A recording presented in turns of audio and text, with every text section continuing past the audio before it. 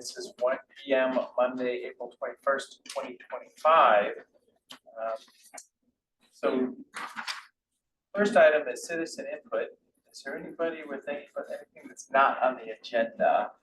Citizen input for items not on the agenda. Is there anybody with raised hand line? So at this time, item number 1, Facilities Department Capital Improvement Program update. Big picture at this time, huh? Yes. Yeah.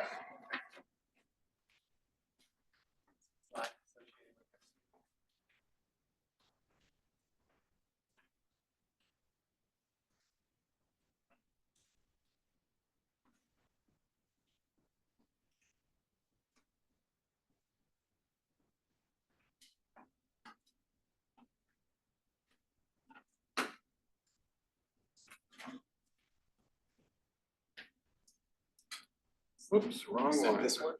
Sorry. A couple years ago.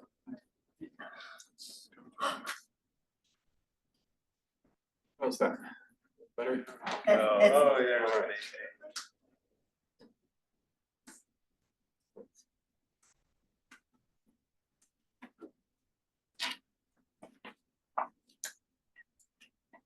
Almost ready.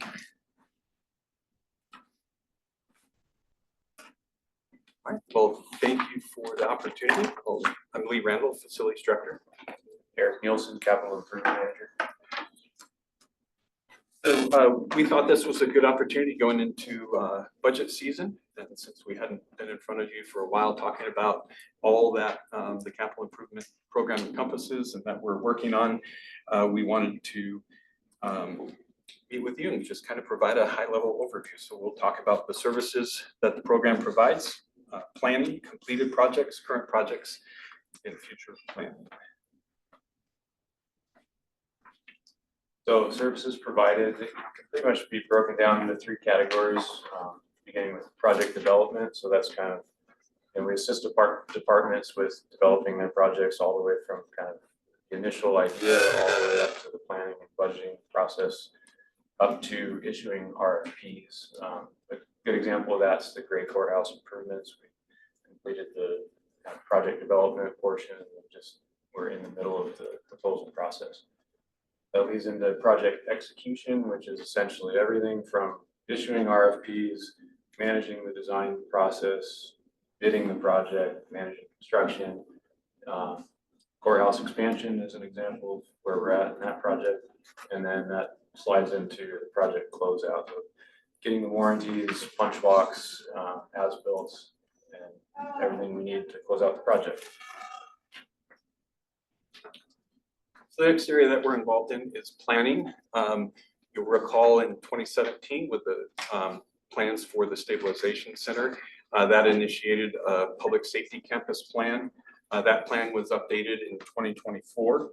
And now we're about to embark on a downtown campus plan. We expect to issue a request for proposals for a team to be involved in that.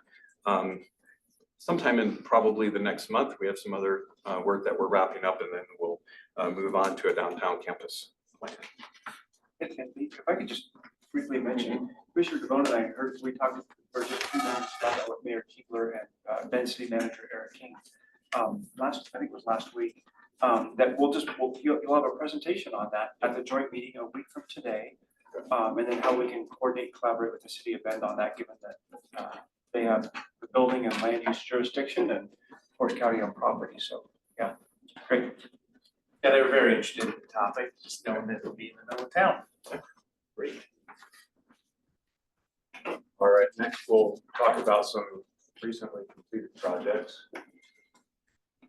So beginning with the parole and probation expansion, it was a two-story, 8,300 square foot addition to the existing building. Provided new lobby space, some meeting rooms on the first floor, and then new or additional office spaces on the second floor. And it also included a remodel in the existing building for a wellness room and for the Deschutes County Sheriff's Office, and then a secure parking area for Sheriff's Office as well. That was completed in April of 23.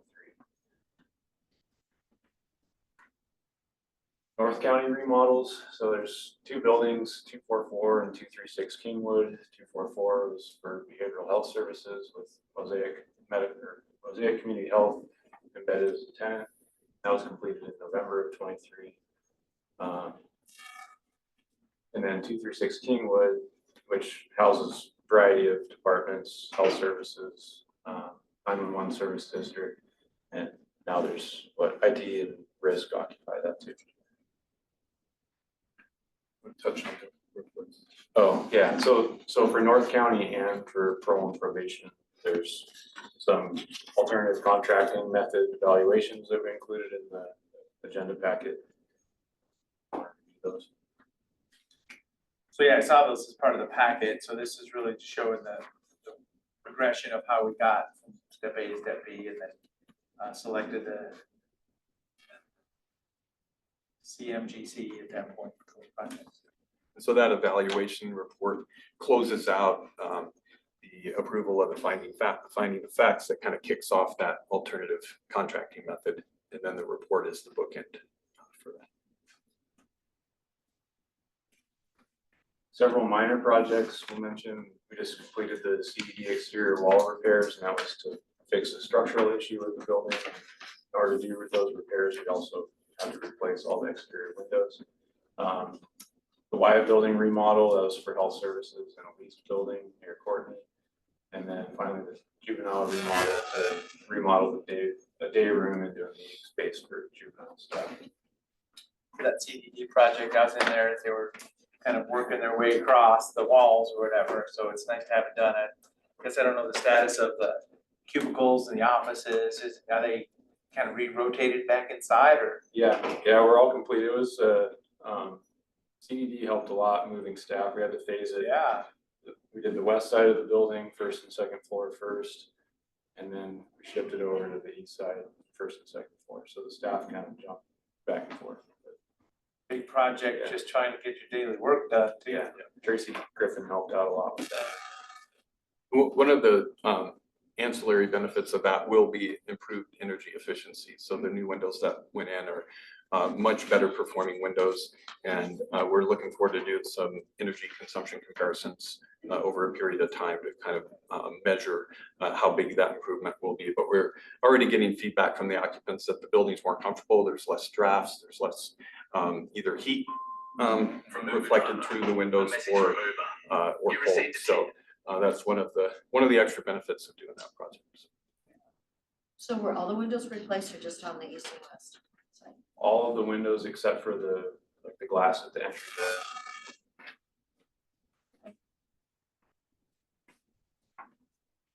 We'll transition to some current projects. So I wanted to provide a little background on the downtown campus parking project, which is currently out to bid for general contractors. As we were looking at the courthouse expansion several years ago, we had some concerns about parking capacity, and we worked through a study and did real-time measurements of the usage of the parking lots and what kind of capacity we might need with the expansion of the courthouse. And what came out of that was that we have enough capacity, but where the parking is allocated and to whom and policy were areas that we could improve. And then adding parking adjacent to buildings. So one thing that's unique about our campus and some of our buildings here is that we have big areas of parking, but we don't necessarily have parking that's directly near a public entrance in a lot of cases. And so one recommendation that came out of the study was to improve that.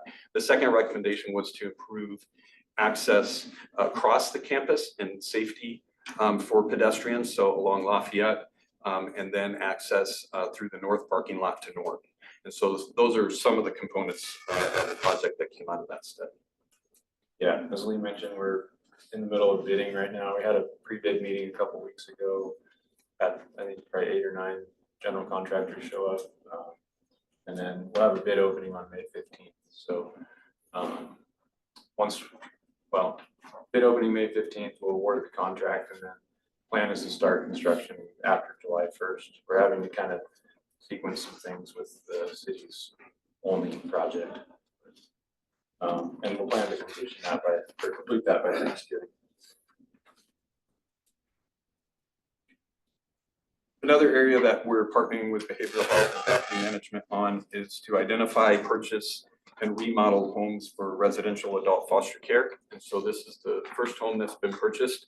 We're working to select a team, a design team, to help build the improvements and to make them specific to this new operation. So this home is, in particular, is for adults with intellectual and developmental disabilities, with co-occurring mental health issues. And so there's some, I think, opportunities for unique design to support the folks that will be living in that home, and there's money budgeted to do that. So that's a project we'll be embarking on soon. And then there's the opportunity to purchase at least hopefully one more home, if not a third, depending on the budget of the first two. So that's something that we'll be working with probably over the next year plus to complete that work.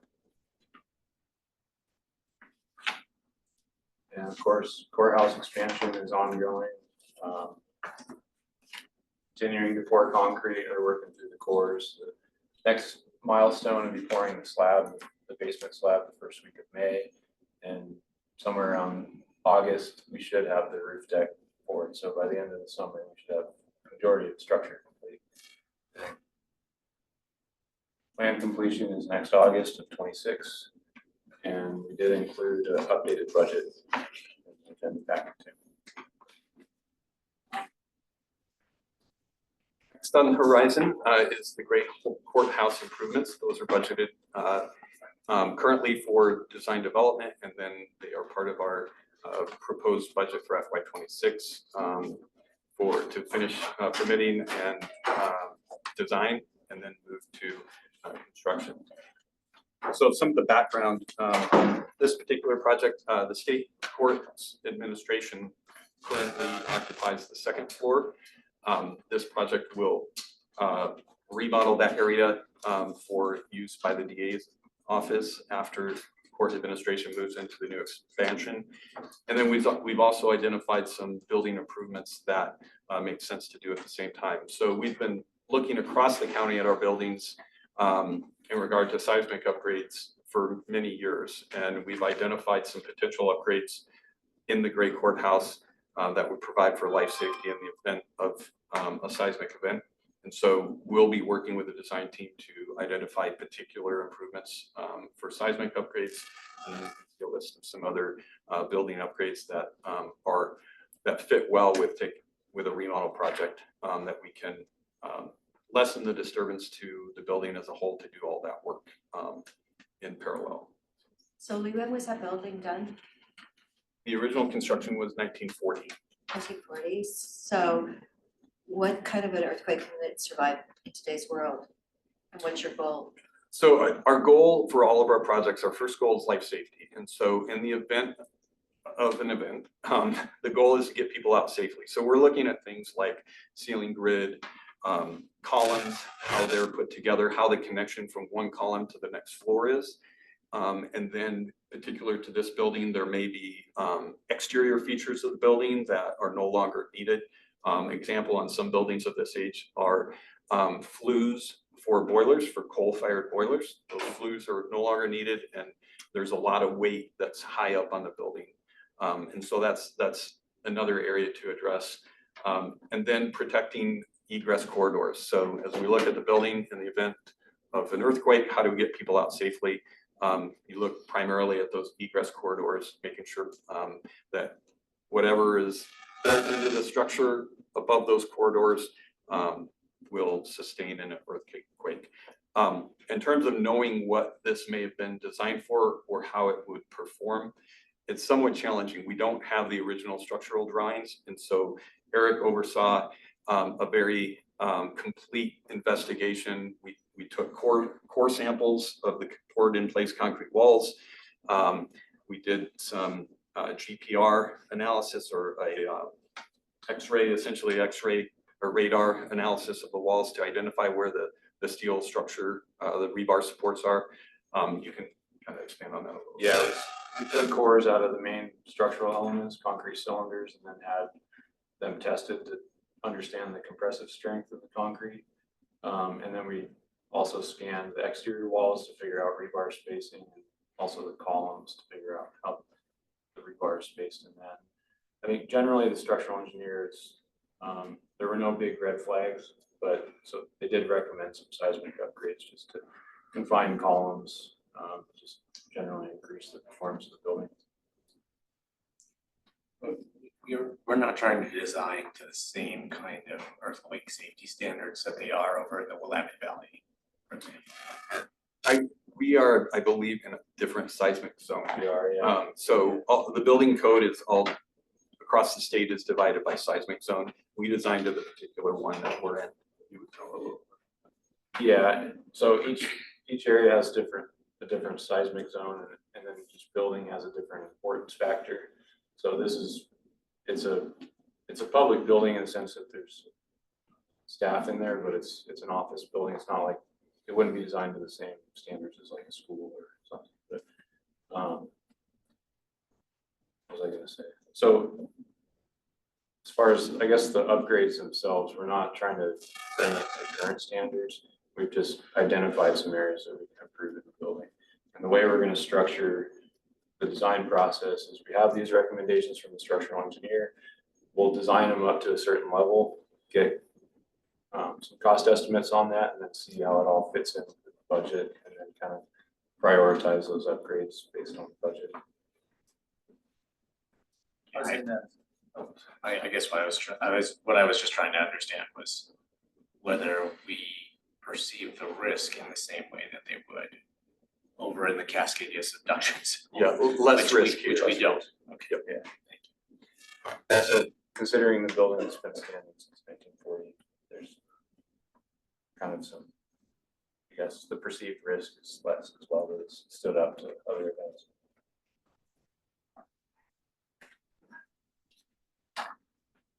We do have some anticipated projects on the horizon as well, and we'll end with this, and then we'll be available for any questions. Yeah, so the first two is the public safety campus plan and the downtown campus plans. Coming out of those planning projects, there's potentially some near-term projects that we could get started on. We're also working with solid waste to plan facilities at not landfill for material recycling, potentially compost facilities, and then also the new landfill. And then just as projects come up, we offer project management services to different departments for project initiation and helping get started in the planning process.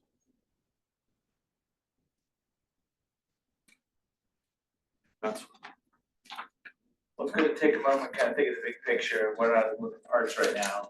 When I see the public safety campus, I think of a couple projects out there, everything costs millions. But also a big project, the tower over the big one out on the horizon too. But every one of those other projects, they don't cost real money, and it adds up. Good to take a moment to take the big picture there.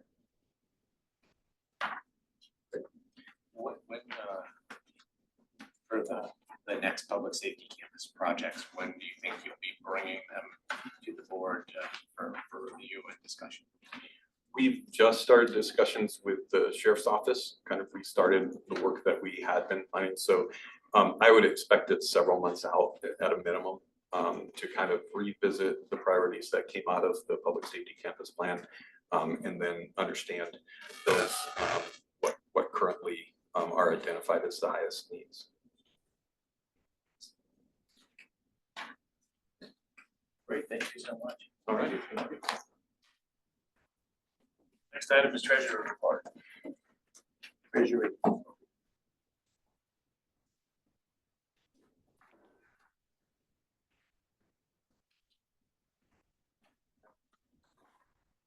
Financial update. Here we go. Good afternoon, commissioners. For the record, Bill Coon, Shitts County Treasurer. Thanks for allowing me to present the March Treasurer's Report. As I usually do, I'll take a few minutes to provide a high-level overview of economic conditions. There's certainly been a lot going on over the last several weeks. Headlines have been dominated by the ongoing tariff discussions, which are being viewed as resetting balances of global trade.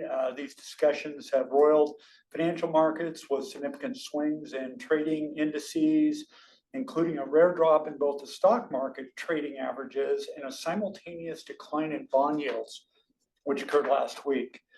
There's been considerable debate on why Treasury yields dropped when bonds are typically viewed as a safe haven trade in times of economic uncertainty. The common perception is that this was due to hedge funds deleveraging to offset margin trades, but there was also debate that with the recent volatility in U.S. financial markets, global economies are they still viewing investment in U.S. government debt as a risk-free trade? And there's been a lot of debate over the last several weeks with regards to that. On a related note, I noted this morning that the U.S. dollar fell to a 3-year low over global concerns with U.S. fiscal policy, as the greenback is widely viewed as the global reserve currency. Also, there was news, go ahead. Just so, yeah, just have a step back here. So you were saying bond rates are going down. Bond rates dropped at the same time the stock market declined, which is very unusual. Yeah, that's, yeah, okay. I was Yeah, just kinda- bond so yields. is- That Rate- typically they And that's been operate, the tool that's been here, the main tool we have here. yeah, But now exactly. they're both kind of working their way.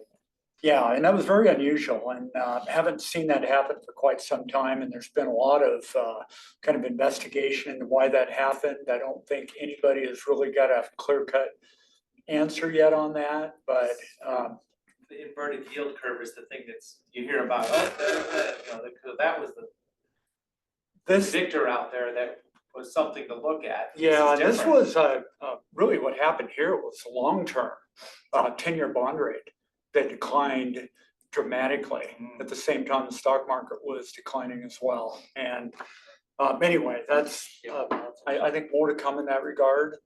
Certainly something to watch.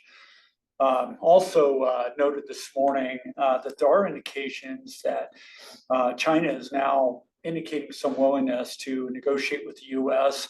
on their escalating and what I would describe as layered tariff war. Currently, if you've lost track, the U.S. is currently setting a combined 145% tariff on Chinese imports, and China settled on 125% tariff on U.S. imports. Independent of the tariff impasse between the two largest global economies, U.S. representatives are moving forward with separate negotiations with many other countries, including trading blocs such as the European Union, and also I heard this morning with Japan. So a lot of discussion going on back and forth, but I think the biggest issue is what impact will these tariffs have on future economic growth, and I think that still remains to be seen. I think from all indications, there's an expectation that this will have an impact on growth, especially in the latter quarter or second quarter of this year and into the second, third quarters of the remainder of the year. The Fed obviously is in a very difficult situation right now, where they're trying to, basically manage rate policy with a lot of uncertainty with regards to economic growth and activity. Right now, there's two schools of thought. The Fed is still, there's been a lot of communication from Fed officials anticipating only a 50 basis point drop between now and the end of the year, but the market, financial markets are pricing in up to 4 reductions before year end. So that'll remain to be seen as well. I indicated this earlier, but the bellwether 10-year U.S. Treasury yield was a low of 4% on April 4th, but has since gained 38 basis points and is currently trading at 4.38% as of this morning. And this is really important because most long-term mortgage rates are priced based on this index. So that also has an impact on economic activity and certainly the housing market. Related to the economy, U.S. jobs growth reported 228,000 jobs in March, which surpassed expectations of 140,000 new jobs. Conversely, the unemployment rate rose to 4.2%, up from 4.1% in February. The strong jobs report again suggests a resilient economy, at least in Q1. leading the Fed to monitor tariff activity on kind of gauging what impact that might have on economic growth going into the future. Areas of strength in the job report were in healthcare. Well, not surprisingly, the largest area of job loss was in federal unemployment, which we've seen over the last month to 45 days. Yeah, we haven't even seen most of it. We haven't seen the impact, and absolutely the March jobs report. I think we're going to start to see the full impact there in April and beyond when we see those jobs numbers. Conversely, the March CPI surprised to the downside as well, decreasing from 2.8% in February to 2.4% in March on an annualized basis, with most significant decline occurring in energy prices, which experienced a 6.3% decline month over month. This did little to quell concerns about future upside price risks, with growing concerns regarding the effects of tariffs and also immigration policy as well, adding additional potential inflationary pressures. So as you can tell, there's a lot of conflicting information out there right now that I think it's going to probably take another 7 months before we really see the full impact from. And as I've indicated, as a result, the Fed has an exceedingly difficult path forward, attempting to a delicate balance of supporting the U.S. labor market while trying to reduce price pressures back to that 2% level, which they're trying to get to. It is still expected that the Fed will choose to leave rates unchanged during its next meeting, which is on May 6th and 7th. And as I've indicated, there's still some question out there as to how many rate cuts we might be looking at between now and the end of the year. Another economic barometer that I've been paying attention to over the last several months is consumer confidence, which dropped 9.6% in March, which takes it to the lowest level in 12 years. And this is reflecting, I think, consumer angst over current business conditions and also, potential negative impacts from the tariff activity. From a manufacturing perspective, the producer price index declined 2.7% year over year, which was slightly lower than analyst expectations, but marked continued inflationary demand for goods. As I indicated earlier, most recent average 30-year mortgage rate has risen to 6.89%, which is driven largely by the increase in the 10-year bond rate. Rates are up nearly 40 basis points from February of 2025. So in about 30 days, we've seen a significant increase in 30-year mortgage rates. Current economic environment has had an impact on housing starts, which were reported at only 940,000 for the month of March, which was 14.2% below the February 2025 level.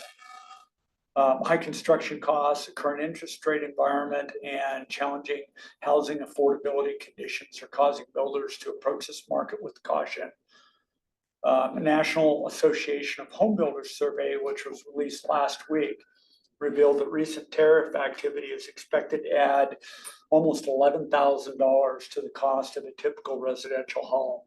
And they didn't really describe what that typical residential home would cost, but again, that gives you a kind of an idea on what that impact might be. At a regional level, typically provide information on several markets within Deschutes County. The Bend single-family market showed a median sales price of $748,000 in March, which was up from $700,000 in February. So we're still seeing elevated pricing in the Bend market. With 122 sales for the month of March, 34 of these sales were above $1 million, and 38 of these were cash sales. So we're still seeing a lot of current sales activity being driven by cash buyers, which aren't impacted by mortgage rates. There's now a 2.5-month supply of homes currently listed, and we're looking at 32 days listing for sold properties. So the properties that are selling aren't on the market for very long. And I will note that Bend area building permits declined to 31 in March, which was down from 53 in February. So we're seeing a little bit of slowness in application for building permits there as well. The Redmond statistics saw stable median prices of $523,000 in March, which compared favorably to $530,000 in February.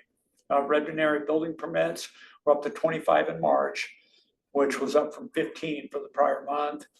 And sales in the Redmond market have increased over the last several months. And I think that correlates directly with a high level of economic growth in the area. Job creation in that area is driving home sales. Looking at some other markets So within how many Deschutes sales County. then were there in Redmond? If there Excuse were- me. How many sales, home sales, did you say that? You gave us the number of 520,000. The information that I have available doesn't actually track the number of sales for Redmond. Okay, Yeah, they do track it in Redmond, or excuse me, in Bend, but I didn't have that information. but they had available. more than single family home building permits applied for in March. which Yeah, was they contrary to actually- what Ben was doing. Yeah, they did tick up in the Redmond market Okay, and came down in Bend. Yeah. Looking at other markets within Deschutes County, the Sisters Market had a median sales price of $734,000, and that was on 7 sales. So again, these are smaller markets with limited number of sales. The Sun River Market had a median price of $880,000 on 12 sales. And La Pine, the median price ticked up to $420,000, and it was up from, I think it was $338 last month. So it had a little bit of an increase there. Any questions on any of the economic activity? So I'll move on to the March Treasurer's Report. The portfolio balance was $341 million at month end, which was a decrease of $23 million from February. And this decline was primarily due to, we had some tax turnover that took place during the month and also ongoing funding needs, including the courthouse project and current operating needs as well. Net investment earnings were $1,124,000 for the month, which was $40,000 higher than last month's earnings, but 205, almost 206,000 higher than a year ago. We are starting to see the impact of reductions in short-term rates in both our short-term LGIP pool and also the FIB rates that they offer on our third tier. All portfolio category balances are well within policy guidelines. The LGIP rate is indicated, actually reduced to 4.6% for the month, which was down from 4.7% in the prior month. And the First Interstate Bank has reduced to 4.25% that they pay on that third tier. What I'm now showing on the report is a blended average rate under the yield percentage line item to account for the 2 different rates that we have in our investments. Overall portfolio yields did decline slightly from 3.99% in February to 3.96% in March. And this was obviously impacted by a reduction in the short-term rates we're starting to see. With recent investment activity, the portfolio now has a weighted term to maturity of 1.13 years, with a maximum maturity standing at 3.25 years right now. This time to maturity is somewhat skewed by courthouse funding that were invested to match the expected funding need with the construction project, but this is actually diminishing over time. Reflecting recent concerns regarding federal funding, we are keeping a slightly higher level of short-term liquidity, which is available to buffer any short-term disruptions we might see in payments. And the bulk of these funds are yielding the LGIP rate of 4.6%. So You might not have been, I wasn't aware, but I did learn it at the investment meeting the other day, that First Interstate only matched the LGIP rate for 6 months. Yeah. And then they were, as he just mentioned, it went down to 4.25. So, yeah, that was a previously agreed upon rate, and they told us they would do it for 6 months, but they did. And they've lowered the rate a couple times since then, but they've kept the rate at a reasonable market rate, I would say, and it does give us some flexibility to keep additional funds on deposit with First Interstate Bank, but we've also been strategic about keeping more in the FIP or the LGIP pool because of that higher yield. Right. So, yeah, you're very welcome. Any other questions? The yield chart, you know, there was for the last couple of years, there's been a lot of opportunities for our yield rate to go up because everything else was higher. Now it seems like we're starting to flatten off. I mean, do you think that's about as high as we're gonna get? Yeah, I think there's two things that have happened there. Over the last year and a half to 2 years, we've been able to invest at much higher rates following the yield curve. And I'll give you an example of most of the investing that I did in December, January, February. I was investing out 3 years at 4.25 to 4.3% yield for 3-year investments. We are also seeing a corresponding drop in older maturing bonds that have matured and been redeemed. And so we're seeing a lesser impact on our average yield by some of those investments that were made at a much lower rate, dropping out of our portfolio. So I think we've seen, kind of the twin effects of a much more attractive investment market, and also seeing some of those older investments kind of age out of the portfolio. Answer your question? Well, I mean, that's an analysis of where we're at. I mean, Yeah. Looking forward, like I guess I was curious, Yeah. whether there was still more Room gain to to move. more Yeah. progress to be, more improvement to be made. And Or whether so we- much of that depends I mean, on the rate market there's a whole going lot of forward, uncertainty. Fed action. Yeah, there's quite a few variables right now, and still a lot of uncertainty with regards to fiscal policy going forward. I mean, guys, So, I was looking at this chart like, oh, well, there's that, but there's been Yeah. that much, that much improvement, potential improvement to be made over time, but for example, the treasury rate now is below us. yeah, yeah. So maybe Yeah, no, we've seen those margins narrow over time, and I think part of that was just the improved performance of Deschutes County's portfolio, because we've been able to, like I said, age out Take some of those advantage of older all- investments and reinvest it at much more attractive rates. And I think the other variable is just what's going to happen with our short-term liquidity rates as well. What happens with the LGIP pool rate, and then also corresponding what action First Interstate Bank might take on that investment pool as well. Yeah, I mean, in this chart, the LGIP is steadily declining. It has been, yeah, it reached a high of, 5.25%, I believe, Matt, last year, middle part of last year, and it's been declining since then. So Bill, what about that, in our bylaws for the investment group? And it's like 2.0 was the weighted average time. Did you look into that anymore in the afternoon after our meeting that day?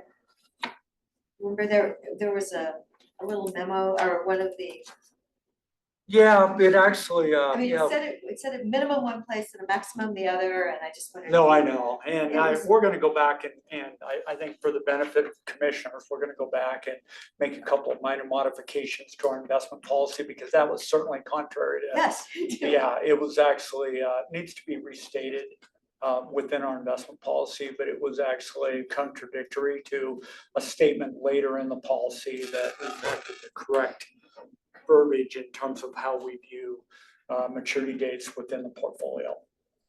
Thanks for bringing that up. Well, it was interesting, wasn't it? Yeah, yeah, no, we'll be taking corrective action on that. That's actually been out there for a number of years, and it needs to be corrected. Yes. So one of our sharp-eyed investment advisory committee members noted that, and we had a good discussion, and we'll be moving forward with a modification of that policy. So. Anything else? Nope, thank you so much. Yeah. More to come. number 3, finances. March 25 finance report.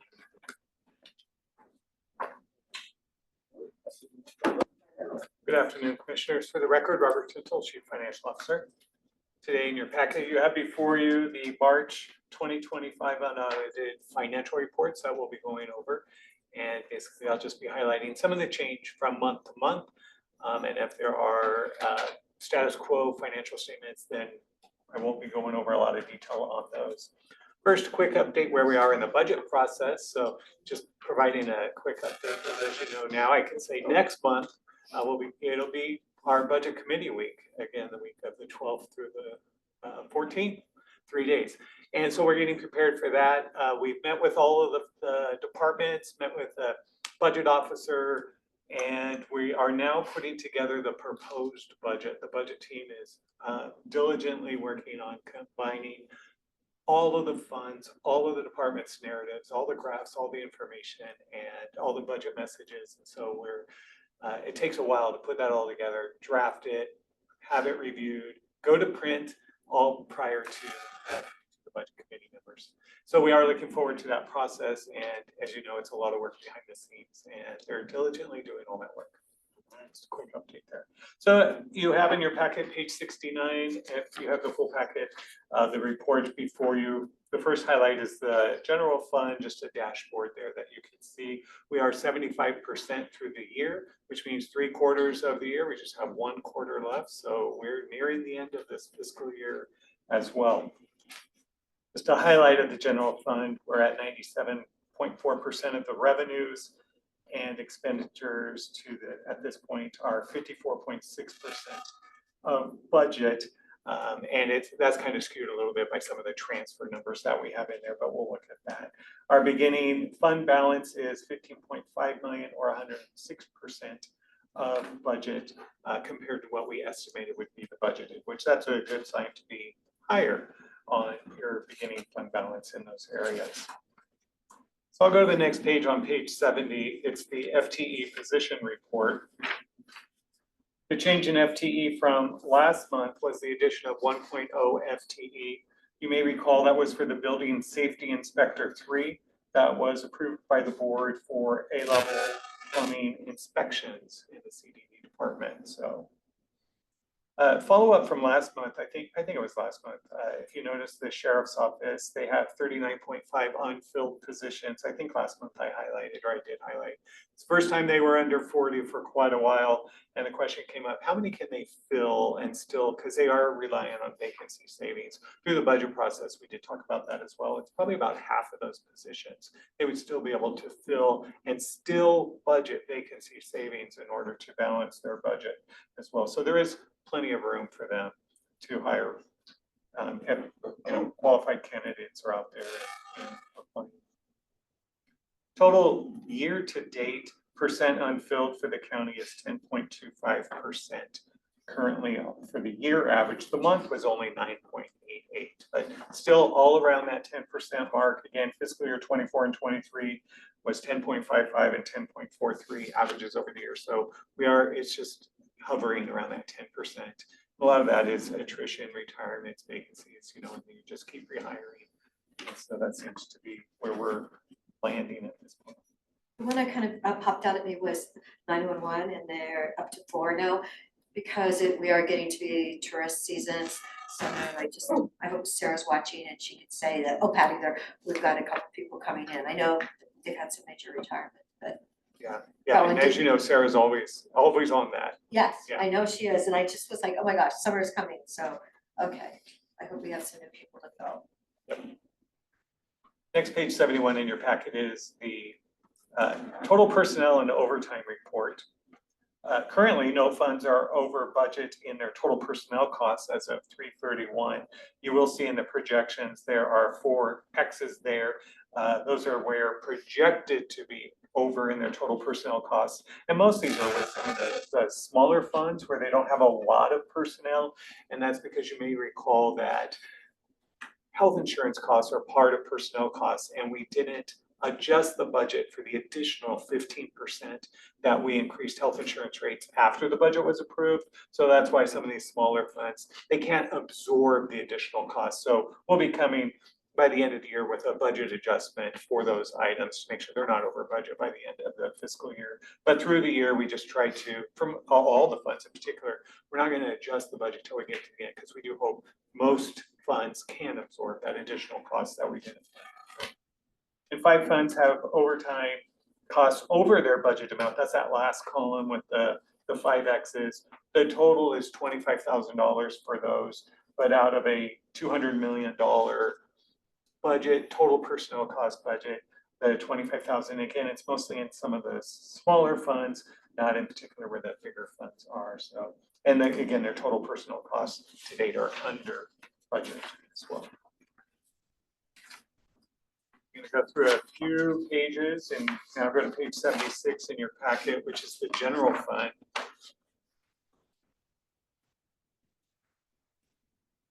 So basically, the general fund is still on target on the resources, the top portion to where we were with last month. There was a slight change in total requirements, that middle section there. If we look at the last section of columns, projections, the projection is 28.5 million. Last month it was 28.8 million. So we did reduce our projections where we think we'll end up on expenditures by about $300,000.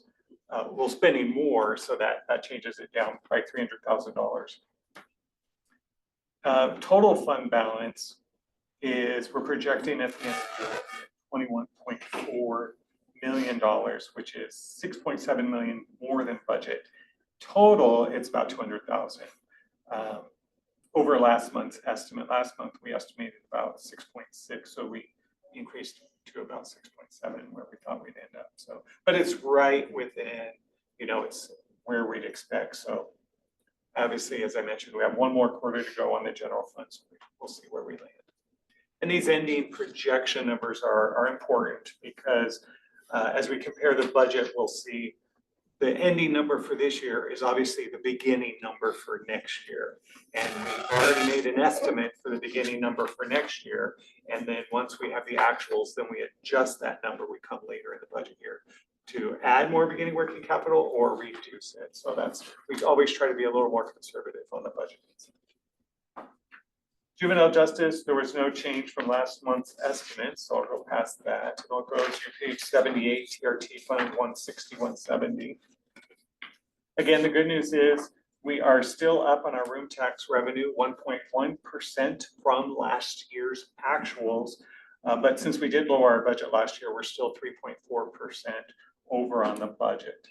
The interesting thing to look at as far as how did we get to the 1.1%? We had some months we were over, from July through March now. Some months we were over, we had 3 months of negative growth in activity, but there were just 2 months that were really stood out was on our financial statements, it was January and February, but it reflects the December and January activity in the hotels. January was up, or December was up 11.2%, in February, which was January activity, 14.7. So those 2 months of really good activity in those winter weather months helped bring us in a really good light. So it's just interesting when you look at the month-to-month change from that as well. Makes a big difference. That's right. So the August, September, October, those were the 3 months of activity that were down. It was our financial September, October, November, but again, the actual activity, August, September, October, those were the 3 months we were down from last year. But overall, again, we're fortunate that we are above our projections, which is good at this point, and we're still projecting we'll be over our total revenue in the TRT fund by the end of the fiscal year. ARPA fund next, Fund 200 on page 79. Just want to highlight there, one of the items you'll see on the resources at the projection that changed is $4.6 million LACTIV funds. We are going to end up transferring that LACTIV funds from ARPA over to the capital projects funds for the courthouse. As we know that those funds have always been dedicated to the courthouse. We just haven't, we keep it in this fund until it was going to be used by the capital projects, and we are going to be transferring that. So later this year, well, only in a couple months. Cam, Budget and Financial Planning Manager, will be coming to the board. That'll be part of the budget adjustment, just the transferring it over there. And the ending number there, that was updated, total fund balance, 984,000. The variance there for the difference in the total projection. That represents the three projects really, but the Deschutes River Conservancy and the Mountain View Community Development projects. That represents the outstanding balance for those external projects that we are still, they're still working on, and so they can request reimbursement for those projects as well.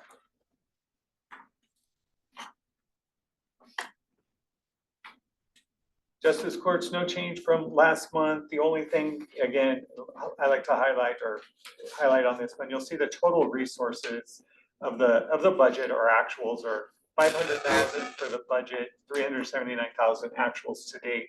But their expenditures for budget 819,000, actuals to date are 612,000.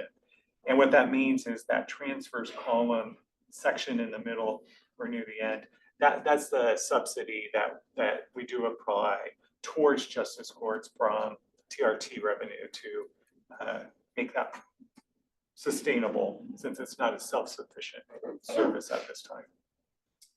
Sheriff's Office Fund 255 is next on page 81.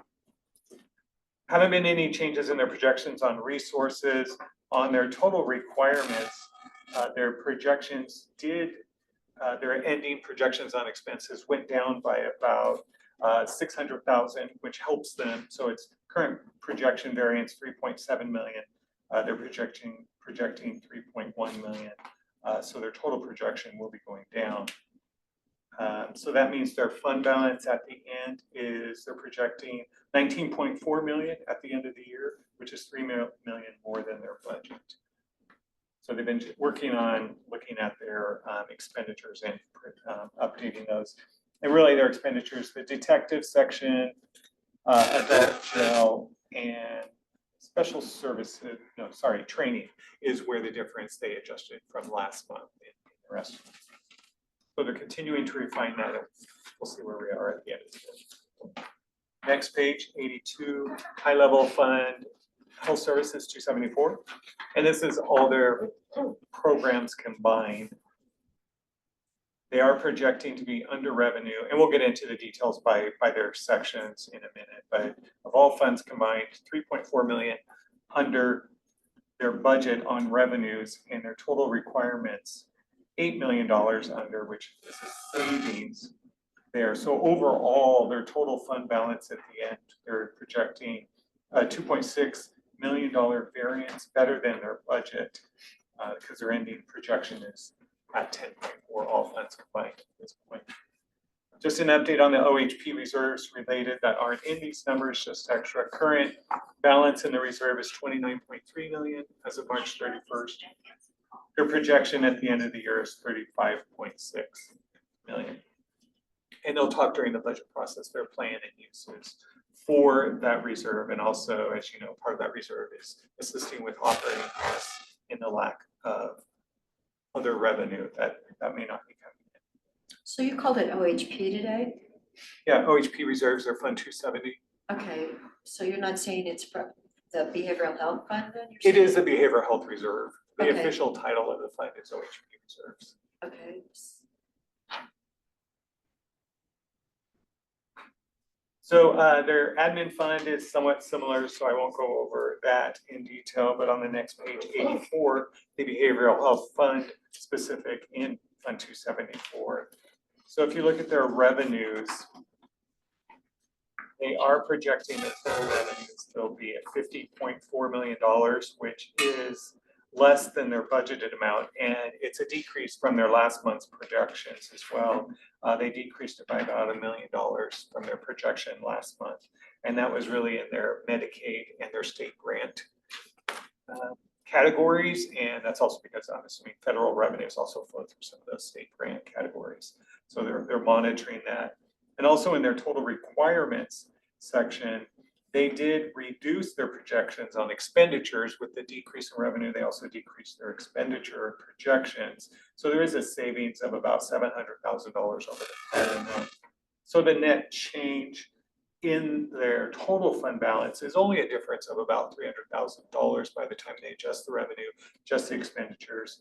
And so their ending fund balance ends at 3.8 million, or about 817 difference from budget, which last month that difference was 1.1, so slightly off by 300,000.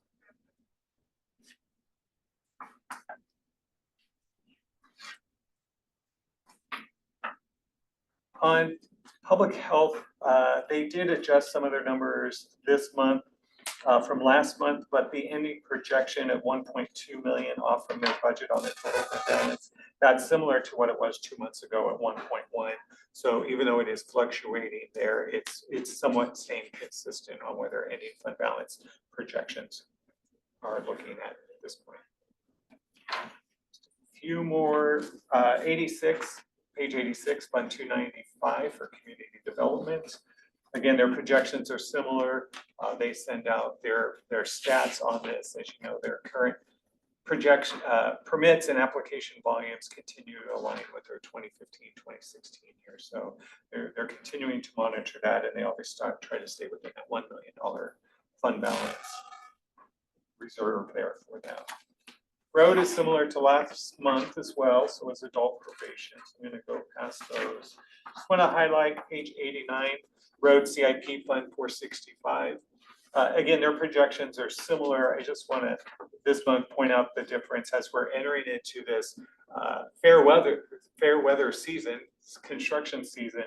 In the middle section under requirements for the capital outlay line, you see their actuals, they're only at 3.4 million as of March 31st, but they project by the end of the year to spend 10.6 million.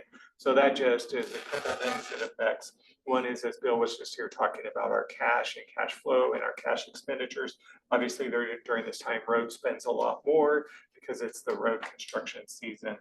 But they do still plan to spend 5.4 million less than they had budgeted this year. It's still a hefty amount. We'll go to solid waste on page 91. The revenues continue to be about the same as last month, and their expenditures, they reduced their year-end projection. Last month it was a 16.5 million, their projection they proposed, and this month it's at 15.8. So that has a savings to them in their expenditures of 600,000, and so that increased their total fund balance by about 600,000 as well. Barron Expo, Fund 615, they also adjusted their revenue projections. Their revenue projections last month was 2.6 million, and for the year-to-date total resources, now it's up to 2.7 million. So they increased it by $100,000, and it was mostly in the events revenue category. So a little better, their projections now as they refine it as moving into the last quarter. So that means the total fund balance also moved up by about 100,000 because their expenditure requirements stayed about the same. No changes on the other areas for them until we get to RV Park Fund 618 on page 96. Again, not a lot of money, but just for that fund, it's a little more significant. Their revenues increased by about 12,000 in their projections, but they have a savings of about 20,000 in their expenditures.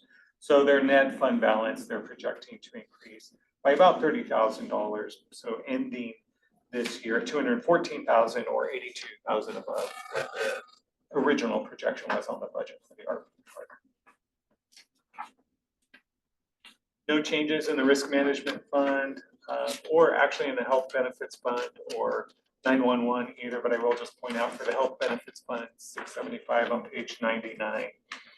Again, actuals year to date, total fund balance, if you look at the end, 11.4 million is where we're at today, but we won't stay at that number. We're not projecting to stay at that number. We are projecting by the end of the year, 8.4 million.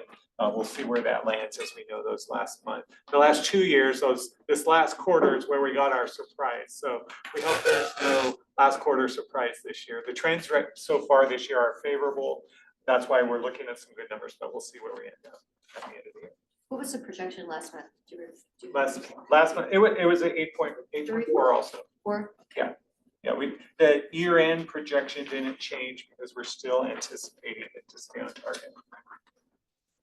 Can I just rewind Yeah. to health services, that OHP reserve you were talking about? Yeah. I think you said it was going to increase by something like $6 million. But looking at the 274 for behavioral health. I mean, even the ending fund balance, that's not $6 million. I mean, so I'm just curious, where in the system here is that $6 million coming from? Yeah, it's within revenues, any excess revenue that they have in these funds, they transfer over into their OHP reserves. Any eligible revenues in there. One thing you'll see on, and this is page 84 in the packet, Health Services Behavioral Fund 274. On the transfer section line here, you'll see transfers in OHP Mental Health. So they had budgeted $3.9 million for transfers in from their OHP Mental Health, which is a reserve. It's that reserve. They're only going to transfer in but $1.9 million, which is $2 million less. So that leaves $2 million more in there than they originally budgeted. So as they need the funds, they transfer into their, I'll say their operating funds from the reserve. And if they don't need it, then they move it over to the reserves until the time they need it for operating or construction, capital, different projects.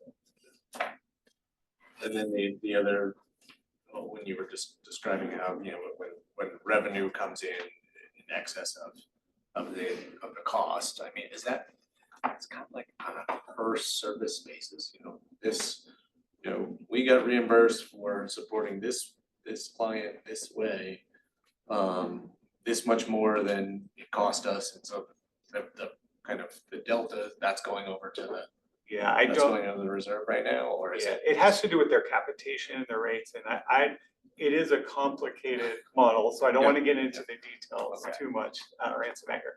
But within, when they come in with the budget committee, they'll be answering that as well, because it is all related in those accounts. I'm really happy that they're still building that reserve, but Correct. I'm just Yeah. curious. And then How? that may not be the projection, going forward, Right. but currently, that's their current projection. Good question.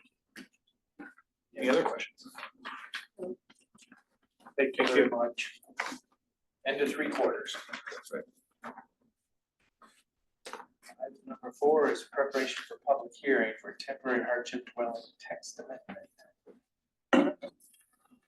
And you've been planning.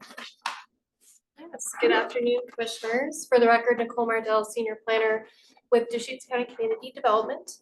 And today I'm here to prepare you for your public hearing on Wednesday, April 23rd regarding text amendments related to temporary hardship dwellings. So this is a staff-initiated text amendment from our work plan. And the general goal is to align our local code with current state law and also create some consistency in how we review and process and evaluate hardship dwelling applications across the different zones in Deschutes County. So Deschutes County has allowed temporary hardship dwellings since 1979. These are second dwellings on a property intended to allow for a property owner or their relative with a medical condition to essentially receive care on that property, so be able to retain some independence while still receiving necessary medical attention. It's currently allowed in all zones that allow for a single family dwelling as an outright permitted use, and our farm and forest zones as well. You can use for your structure for a temporary hardship dwelling, either an RV, recreational vehicle, manufactured home, or in our resource zones, you can use an existing building that's converted. So that's something like an accessory structure, like an art studio, a garage, a man cave, if you will. You can convert that into a hardship dwelling for the duration of that hardship. But you do need to be able to convert it back to that accessory use once that hardship is no longer active on the property. So some of the notable updates that we're proposing to the code is adding clarity that hardship dwellings may be for either the aged or the infirmed. This is consistent with state law. So many folks may not have a diagnosed medical issue, but they may need medical assistance just to address challenges with getting older. So we clarify our code to be more aligned with state law in that regard. we're proposing to revise our renewal requirements to allow for a medical practitioner's note to confirm the necessity for a hardship dwelling rather than a doctor's note. So we do see quite a few folks who go to a nurse practitioner or a physician's assistant. So it just makes that bucket a little bit more inclusive, a little bit more flexible. And we'd also, through this, are proposing to revise our renewal timeline for these hardship dwellings from having to check in and demonstrate you still need it every 1 year to every 2 years. And that's consistent with state law and again allows a little bit of flexibility. We're also proposing to add a disclaimer that this can only be, this could be only 1 second dwelling on the property. So with our new allowances for ADUs and RVs as rental dwellings, we want to make it clear that from those menus of options, you can only have 1 additional dwelling on the property in conjunction with the primary dwelling. So that means if you have the RV dwelling, the ADU, or the ADU dwelling, you can't have a hardship dwelling? That's correct. Yes, You got one of those three. exactly. That's correct. There are a few policy considerations that the board could discuss through this process that the Planning Commission did discuss. So outside of the requirements of state law, we are proposing a couple of other changes. The first is to expand the use of existing buildings. So as I mentioned, they're currently allowed in farm and forest zones per statute and administrative rule. And we couldn't find any restriction on allowing these in unincorporated communities or in our rural commercial zone, all of which those allow for single-family dwellings as an outright use. We did originally propose to extend this flexibility to the rural residential 10 and multiple use agricultural 10 districts, but there is an Oregon administrative rule provision that explicitly prohibits that.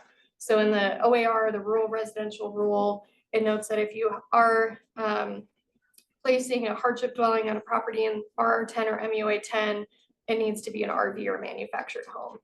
So that has been since removed from our proposal. Excuse me. We also discussed this with the Planning Commission. They were supportive of expanding the use of existing buildings. They were disappointed it couldn't be allowed in the MUA 10 and RR10, but again, they were supportive of following state law and removing that from the draft. The second item relates to how we define existing building. There's no definition in state law. So we have an existing definition in our code of an existing building having existed as of March 29th, 2017 or earlier. That's essentially just the date of the last code update. So we're proposing to switch to a rolling 2-year timeframe based on final inspection date. So by the time that you submit for your temporary use permit, your existing dwelling needs to be at least 2 years old, have received final inspection at least 2 years prior. So that adds a little bit of flexibility there. There's probably some unpermitted structures out there too. Sure. Yeah, and I think that could aid in, coming in, getting your final inspections. So it could assist in getting some of these buildings who maybe weren't officially approved, kind of through that final inspection process and able to be used. Wanted to note we are proposing an additional limitation for existing buildings regarding improvements. So we're proposing to limit improvements to only that within the existing floor area.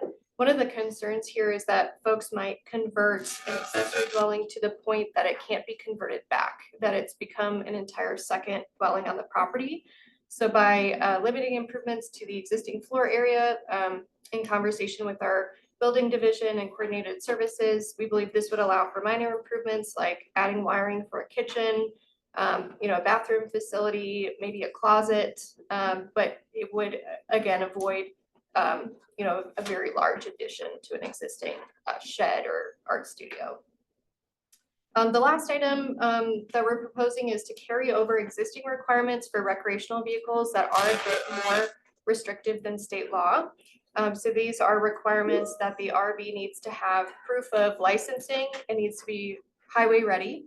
It needs to have quick disconnect utilities, a bathroom, and through this we're actually clarifying that it needs to have at minimum a sink and a toilet, which is in line with the RV as residence text amendments that we had. And no permanent additions or attachments. And really this is to ensure from previous kind of code enforcement cases that the RV is fit for inhabitation, that it's not inoperable, it could be moved from the property and it's safe to live in.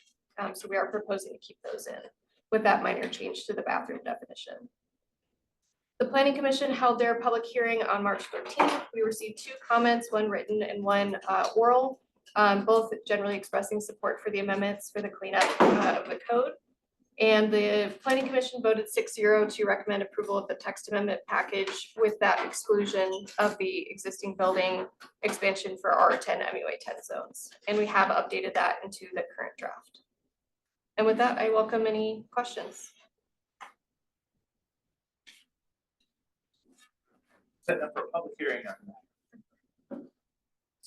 So Nicole, you sort of touched on this a couple times, but I'm still trying to get my head around how this opportunity for medical hardship dwelling relates to unauthorized ADUs that people have built. I mean,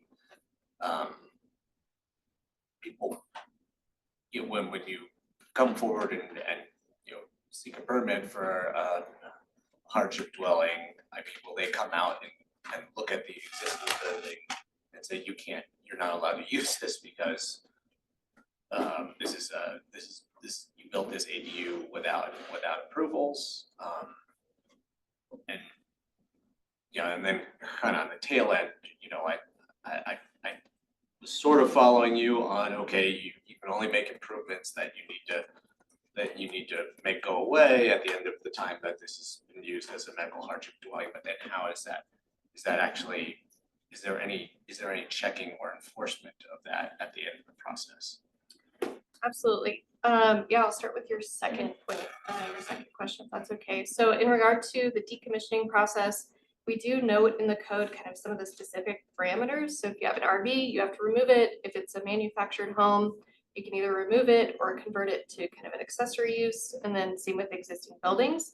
We do have an inspection type, and this, look behind me to see if Peter's here. So we do have a process essentially to verify that when a use is no longer active, that the building is being decommissioned if it's an existing building.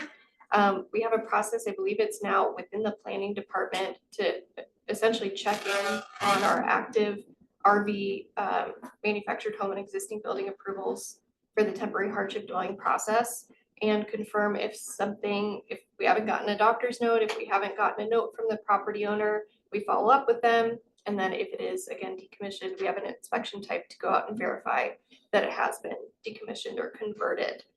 So we do have a tracking system in place, and that's in partnership with planning and code enforcement.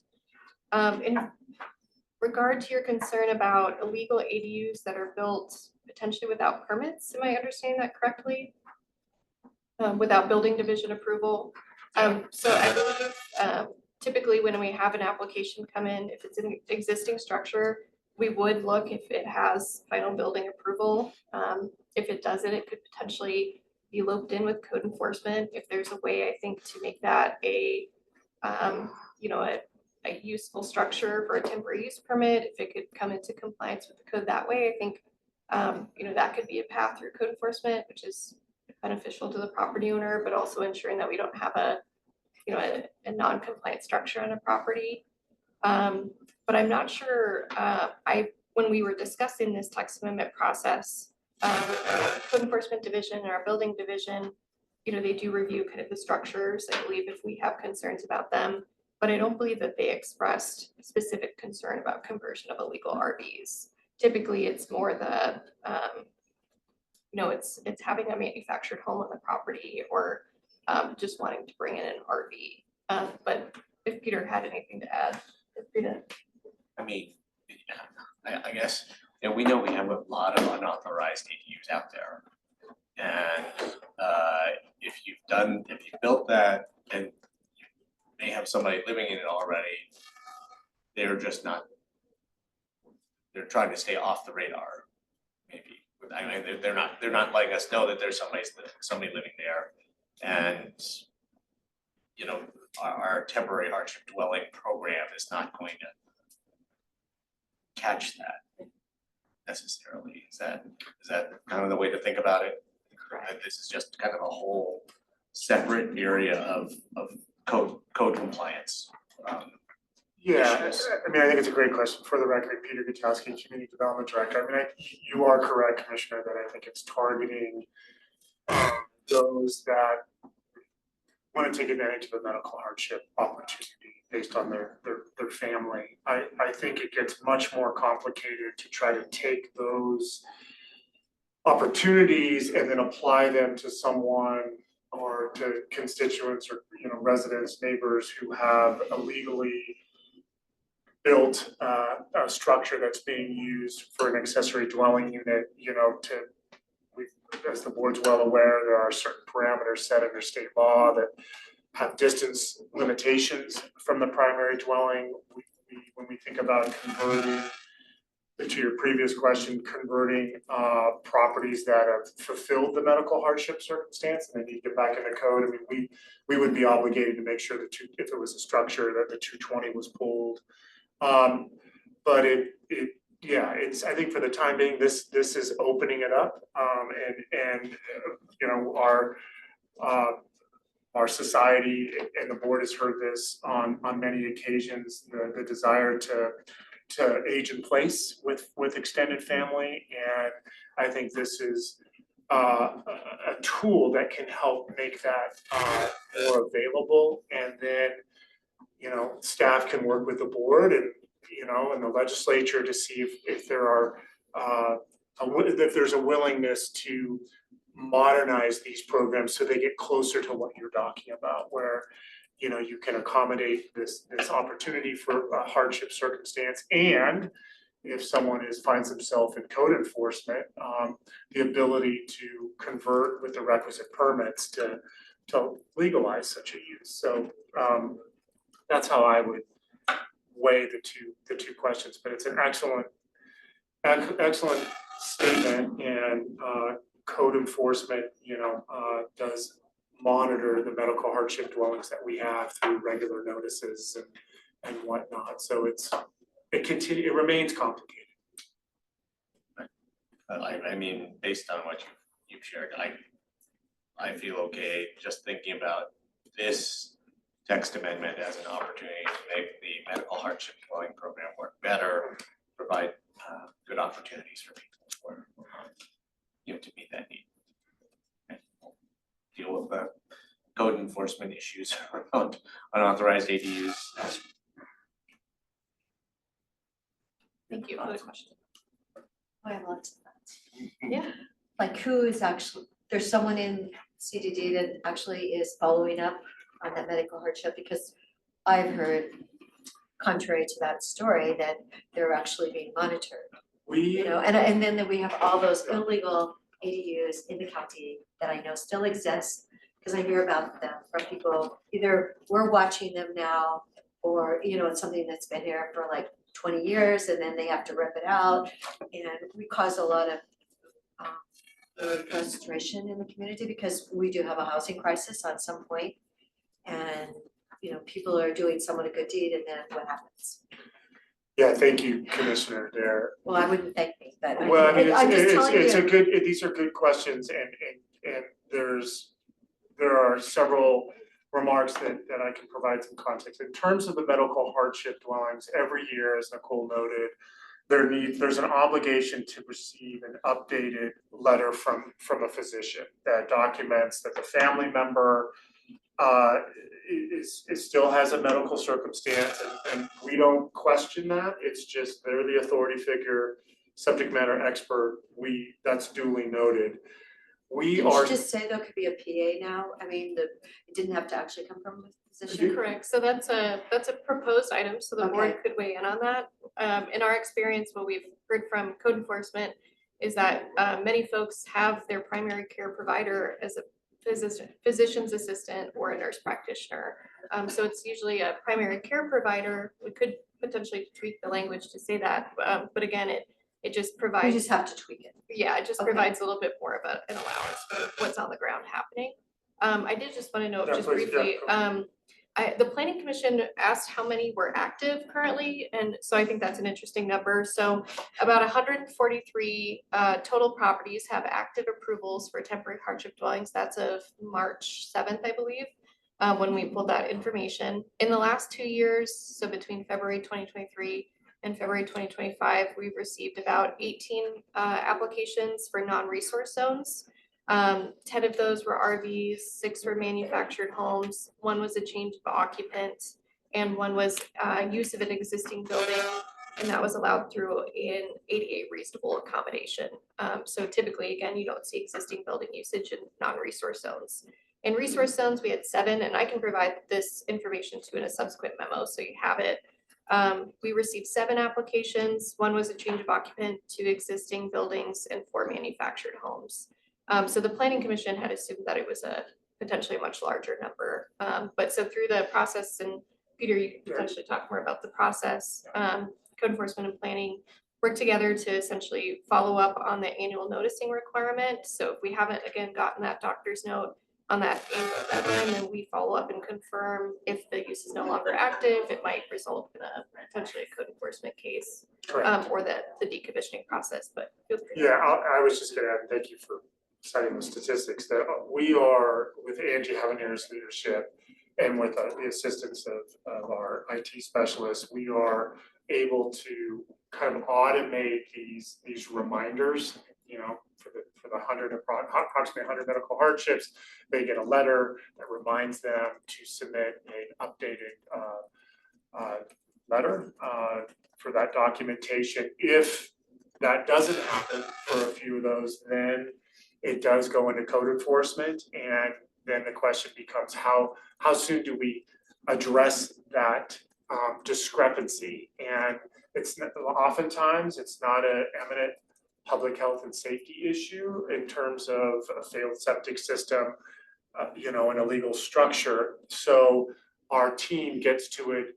It's a mid-level priority. So our team gets to it as soon as they can. We're hoping that this automation will provide more accountability, because the reminders are going to be regular, and then we can presumably kind of bundle enforcement if we see that there's a surge of those that are not providing that follow-up information. So it's a balancing act to ensure that we are nimble enough to stay accountable to those issues that really require our attention immediately for the circumstances or examples I've provided.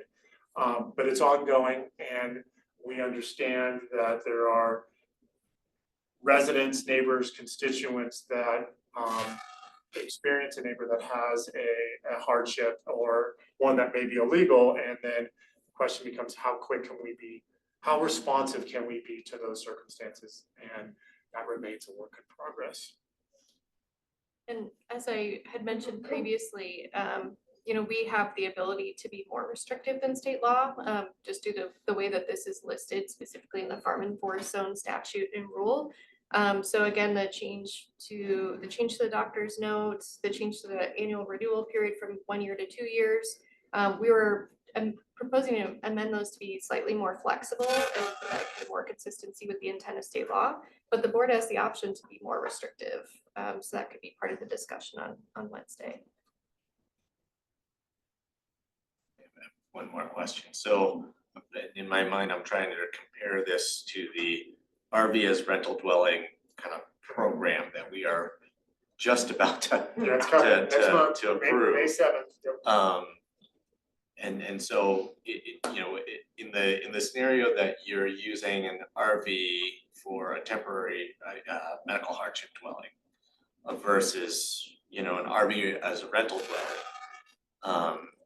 The RV as a rental dwelling, there's more requirements around infrastructure, right? You basically have to have a one site RV park with hookups, with all the hookups. Correct. In the medical hardship dwelling, you don't have those requirements. But the medical hardship dwelling is, kind of being offered like on an emergency basis, basically. It's temporary. To take care of someone, who's ailing. Correct. Okay, so the costs for the people providing the medical hardship dwelling, the upfront costs or the infrastructure costs are gonna be lower but it's supposed to be temporary. If I may, just so I can jump on your toes. The medical hardship for the disposal of on-site wastewater, that can be through a pumping arrangement. So as long as we get documentation that someone's gonna come out and pump that septic system, that is presumed, that is gonna be much cheaper than having to do an authorization permit to ensure that the existing septic system can handle the wastewater of an RV as a rental dwelling. And the same for the pedestal, there's a pedestal that has to be established for the RV as a rental dwelling to ensure the electricity and the hookups are all plumbed to code. The medical hardship dwelling, I'll transition back to you, that doesn't have the distance requirements, and the board did provide some guidance on those amendments. But the medical hardship allows for a little bit more freedom, so I'll transition to you for any, sweet tag team. Yeah, there's been a little bit of case law at the state that actually came out of Deschutes County. And that's that again, it is intended to be a temporary use. So that is part of what LUBA weighed in on, as part of the application, is ensuring that, you don't have a primary dwelling that's way on the northeast corner of the property and the hardship dwelling on the southwest corner of the property. They are intended to, essentially kind of utilize some of the same facilities at a temporary scale. And as Peter mentioned, we have some kind of flexibility through the code enforcement process, but again, we have some requirements from the state that again ensure that property owners see this as being a temporary use and to avoid installing permanent on-site facilities to support it. Question, so I was just trying to remember the temporary medical hardship dwelling. Can you put a caregiver? I mean, it's in the family, right? So, but can you put the person who's ailing in the primary dwelling and then have somebody else live out in that? Yeah, so it's pretty interesting. There's some case law from Lane County in 2021 that described the situation. I won't go into details because that one was a very complicated situation. But the key point is that LUBA essentially weighed in and said that a couple things. The person suffering the hardship needs to be the existing resident or a relative of the existing resident, and the existing resident needs to live in the primary residence. So let's say the existing residence has the hardship. They could have a caregiver, related or not, living in a temporary hardship dwelling. Let's say that the existing resident does not have a medical condition or does not need care. Their relative could live with them in the existing dwelling and have a caregiver live in the temporary hardship dwelling. Or that relative requiring care could live in the hardship dwelling themselves and receive care from the existing relative or someone who just comes to the property. So LUBA essentially said, you have flexibility in determining the arrangement as long as it's a existing resident relative and that the existing resident's living in the primary dwelling.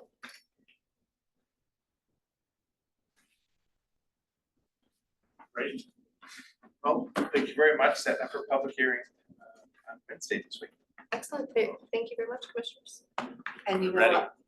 I will be here, so I'll have to watch. Yes. All right, thank you. Item number 5, Deschutes County property, Have our colleagues give them back to Okay. you. East of Redmond code enforcement violation. This is Deschutes County opening code enforcement on ourselves. I guess it's me. Camp. Thank you for joining Yeah, us.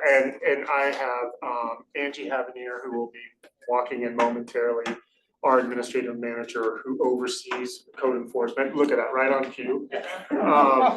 And we have other colleagues who have been involved in the code enforcement case.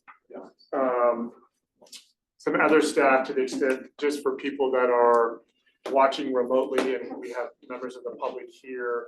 We have Carolyn Young, our code enforcement officer, who's the point of contact. Dan Smith, who's our lead code enforcement officer. We have Stephanie Marshall, senior assistant legal counsel, and Christy Bollinger, who's the property manager, just for everyone to understand the level of coordination that goes into these types of circumstances.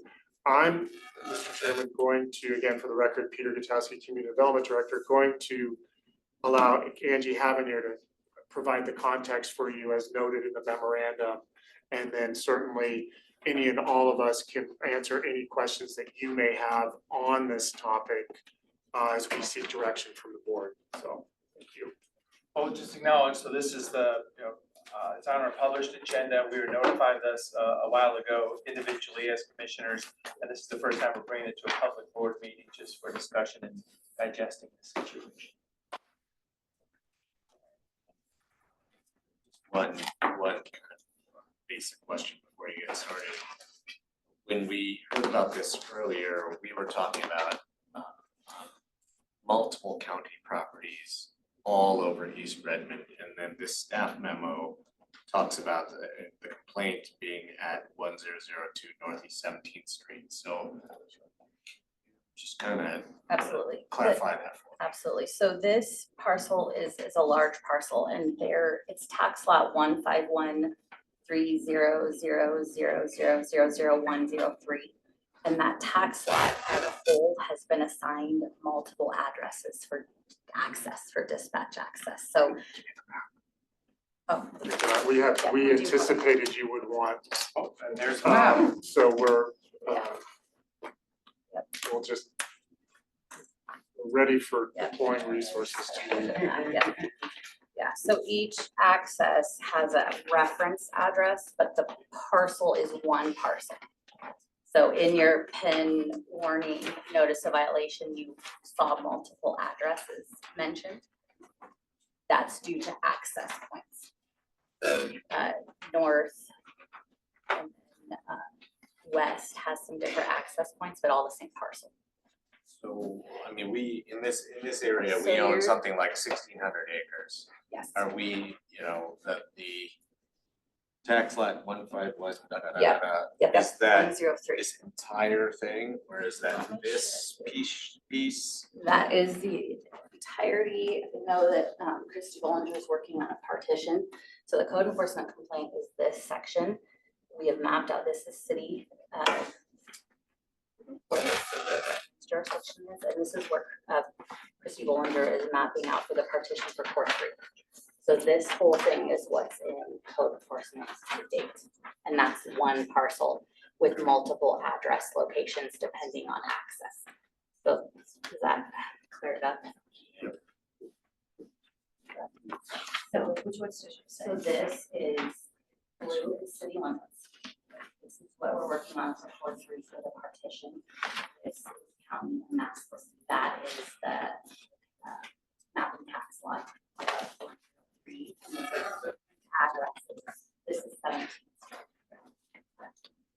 17th. So one big parcel is in code enforcement, multiple addresses due to access. Yes. Yeah. Yeah. That was interesting. There's 4 different addresses, but one parcel.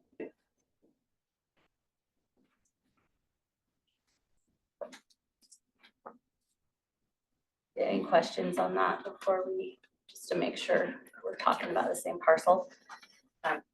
So thank you guys for having us here today. I'm Angie Havner, Community Development.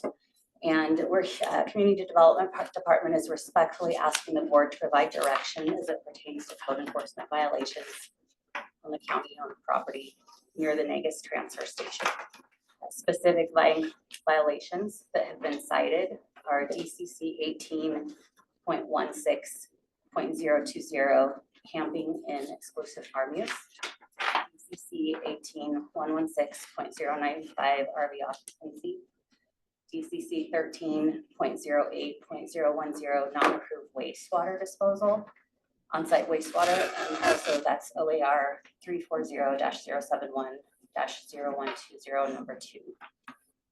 Work without permits, DCC 15.04.010, DCC 13.36.010 for solid waste accumulation.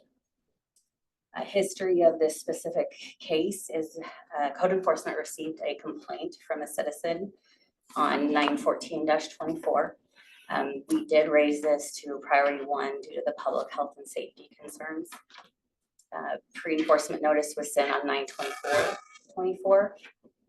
Code enforcement sent a 30-day warning on 2/6/25, and then a notice of violation on 3/27/25. We currently have a hearing scheduled for May 6th, 2025 at 1:30. There are 3 proposed options for consideration of the board that we're seeking direction on. Number 1 is to initiate policy GA23 and remove all unpermitted homeless encampments, utilizing a voluntary compliance agreement that encompasses all violations stated in the notice of violation. Number 2 is to hold code enforcement violations contained within case number 247-24-000300-CE in abeyance. Number 3 is to proceed with code enforcement and the hearing that is currently scheduled on May 6th at 1:30 at the Deschutes County Services Center on Sawyer Room. Staff is available here to provide additional detail or answer any questions that would help the board give us direction and determination. So this is the 247-300-CE case we're Correct. talking about, right? Correct. Just making sure Yes, sir. terminology is correct. Yes, no, correct. That's an internal reference that we use for the case reference. So Angie, do we know how many people we're talking about? I don't know how many specific people on the map I provided. You can see the yellow. Now, I will have a disclaimer, the map is the latest information that we could get from the overlay in June of 24. So the yellow designation is for the solid waste locations. Some of them have encampments associated with them. Some of them are old encampments that have been abandoned. Don't know the count of people that are out there. From the Redmond managed camp discussions, we have a sense that within the DSL exchange, parcel exchange area, there might be 60 people. Yeah, I do know when we were looking at the map layers, the current map, due to the cleanup that's been happening out there, some of that solid waste has been shuffled onto the eastern property from what I know you guys have been working hard to clean it up along with Christy Bollinger for the big plants. So just the aerial photos and then just driving on site. But I don't know how many people are there. We did get an estimate for potential cleanup from the local contractor for solid waste specific currently as it stands as of last week. And he did a breakdown, not of people, but solid waste as a whole, what exists on that property. One of my first questions is, so this is similar, at least in some ways, to what we experienced with North Juniper Ridge, North Bend. Were these basically the same 3 options that we had to deal with that situation? And, you know, if so, are we basically doing number 2, option number 2 in North Juniper Ridge right now with the temporary safe stay area? Correct. That was what code enforcement was directed to do, was keep code enforcement in abeyance on Juniper Ridge. And but was it these same 3, basically these same 3 options? We had not Looking seen, at North Juniper Ridge. when we say North Juniper Ridge, is that's AKA, that's where the temporary safe stay area is currently applied. So certainly we had not scheduled a hearing. So there was a lot of internal coordination and external coordination with the Juniper Ridge property just because of the association with the city of Bend. I would say the community development department has been consistent with both, that there is, as noted in the memorandum today and noted in prior correspondences regarding Juniper Ridge, our department has identified an eminent public health and safety hazard. And based on our regulatory responsibilities, we were obligated to communicate that responsibility to the Board of County Commissioners.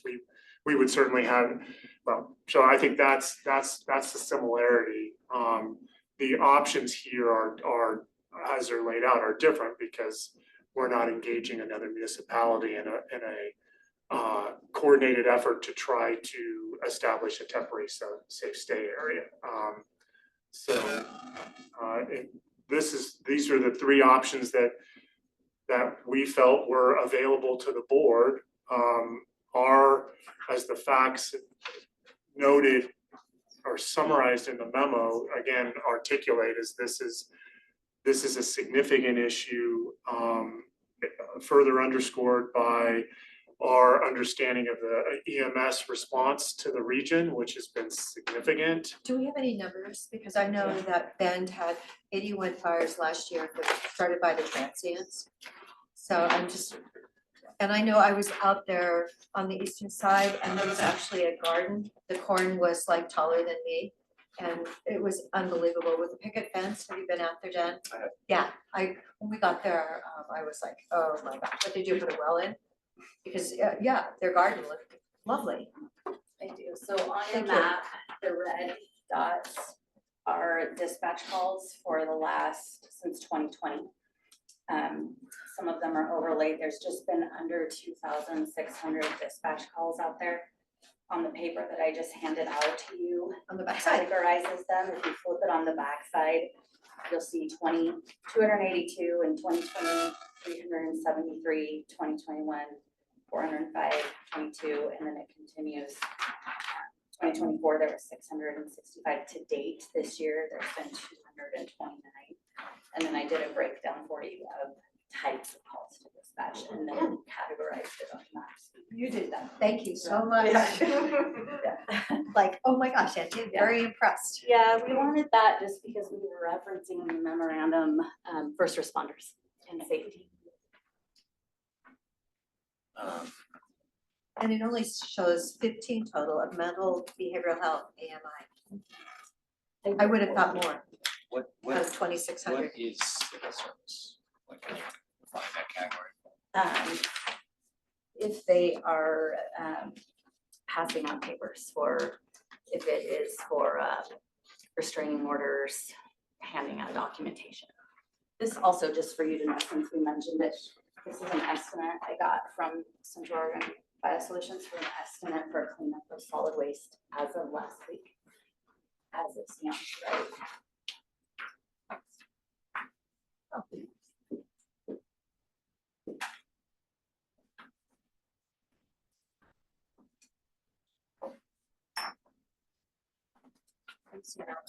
I haven't seen It's that. $500,000. Do you want one? I've got plenty of copies if you guys would like. I brought extra. Nick, would you like a copy? I can help, sure.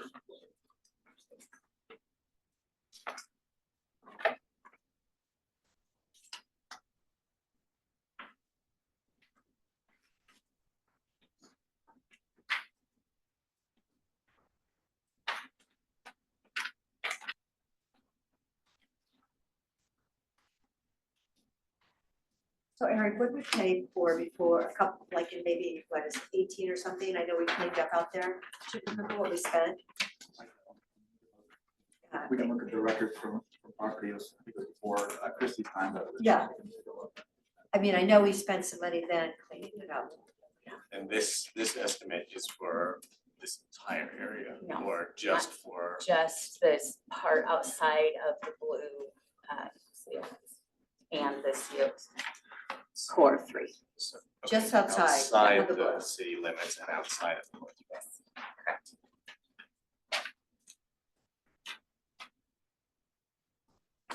That actually was another question that I had. That, I'm sorry, that estimate does not include about 100 vehicles that are out there. That would be a separate contract for the vehicle approval.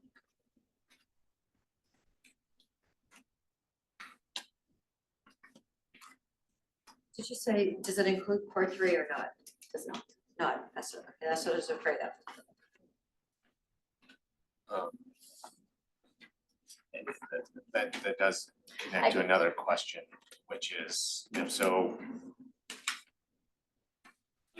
that's inside the Redmond UGB. Yeah. That's not our code. No, and that was not, that they did pull dispatch calls and solid waste on there, but that was not part of the data. We extracted that. It was just done on the overlay mapping. So like 17th, it's on City of Redmond. That none of that was included. That does, I'm sorry, dispatch calls are included. Okay, Yeah. dispatch calls includes all the Correct. property. Yes. The cleanup estimate is outside of core 3 and outside of the UGB portions. And to be clear, land that's not annexed inside the urban growth boundary is technically under our jurisdiction, but we have a joint management agreement with the city of Redmond for land use. And so at that point, who's responsible to fulfill those obligations? My argument would be that these are land use violations because you have encampments that are not permissible in that zone. So it's a nuanced response to your question, Commissioner Chang. It's a zone that we control, but we delegated that responsibility to the city, and it's up to them to enforce the codes per the joint management agreement. So, but they're enforcing our codes. They're- Until it's annexed. Correct. They would be enforcing There's our a- codes. Correct. Within the RU. Yeah, it's an urban holding zone. That's exactly correct. Under, I think it's Title 21. I do want to note that estimate is very high level. It was just a request, so we can kind of discuss what we're talking about at a high level, but not to hold the company to it. That was just an estimate.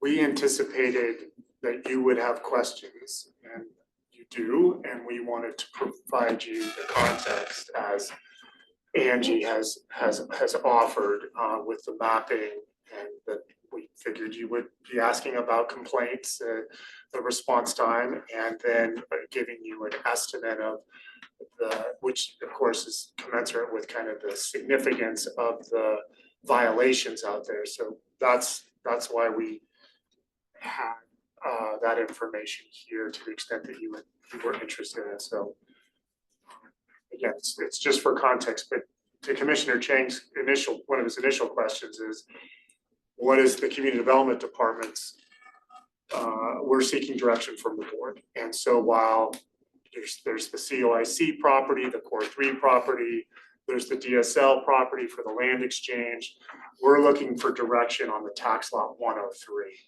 And as noted in the background, we have information that we could provide you if you wanted more context about the significance of the severity of what these encampments represent in terms of eminent public health and safety. We think it's significant, which is why we wanted to have this conversation with you this afternoon to get direction. And so those are the three options that Angie has noted is what are we looking for? And you certainly don't need to give us direction today. This is a lot to consider, but we do have a scheduled public hearing with a code enforcement hearings officer very soon. Who would be the officer then? Will it be Carol? Who's the officer for that, May 6th? Carolyn Young is the specialist. Oh, lucky, and- okay. Yeah.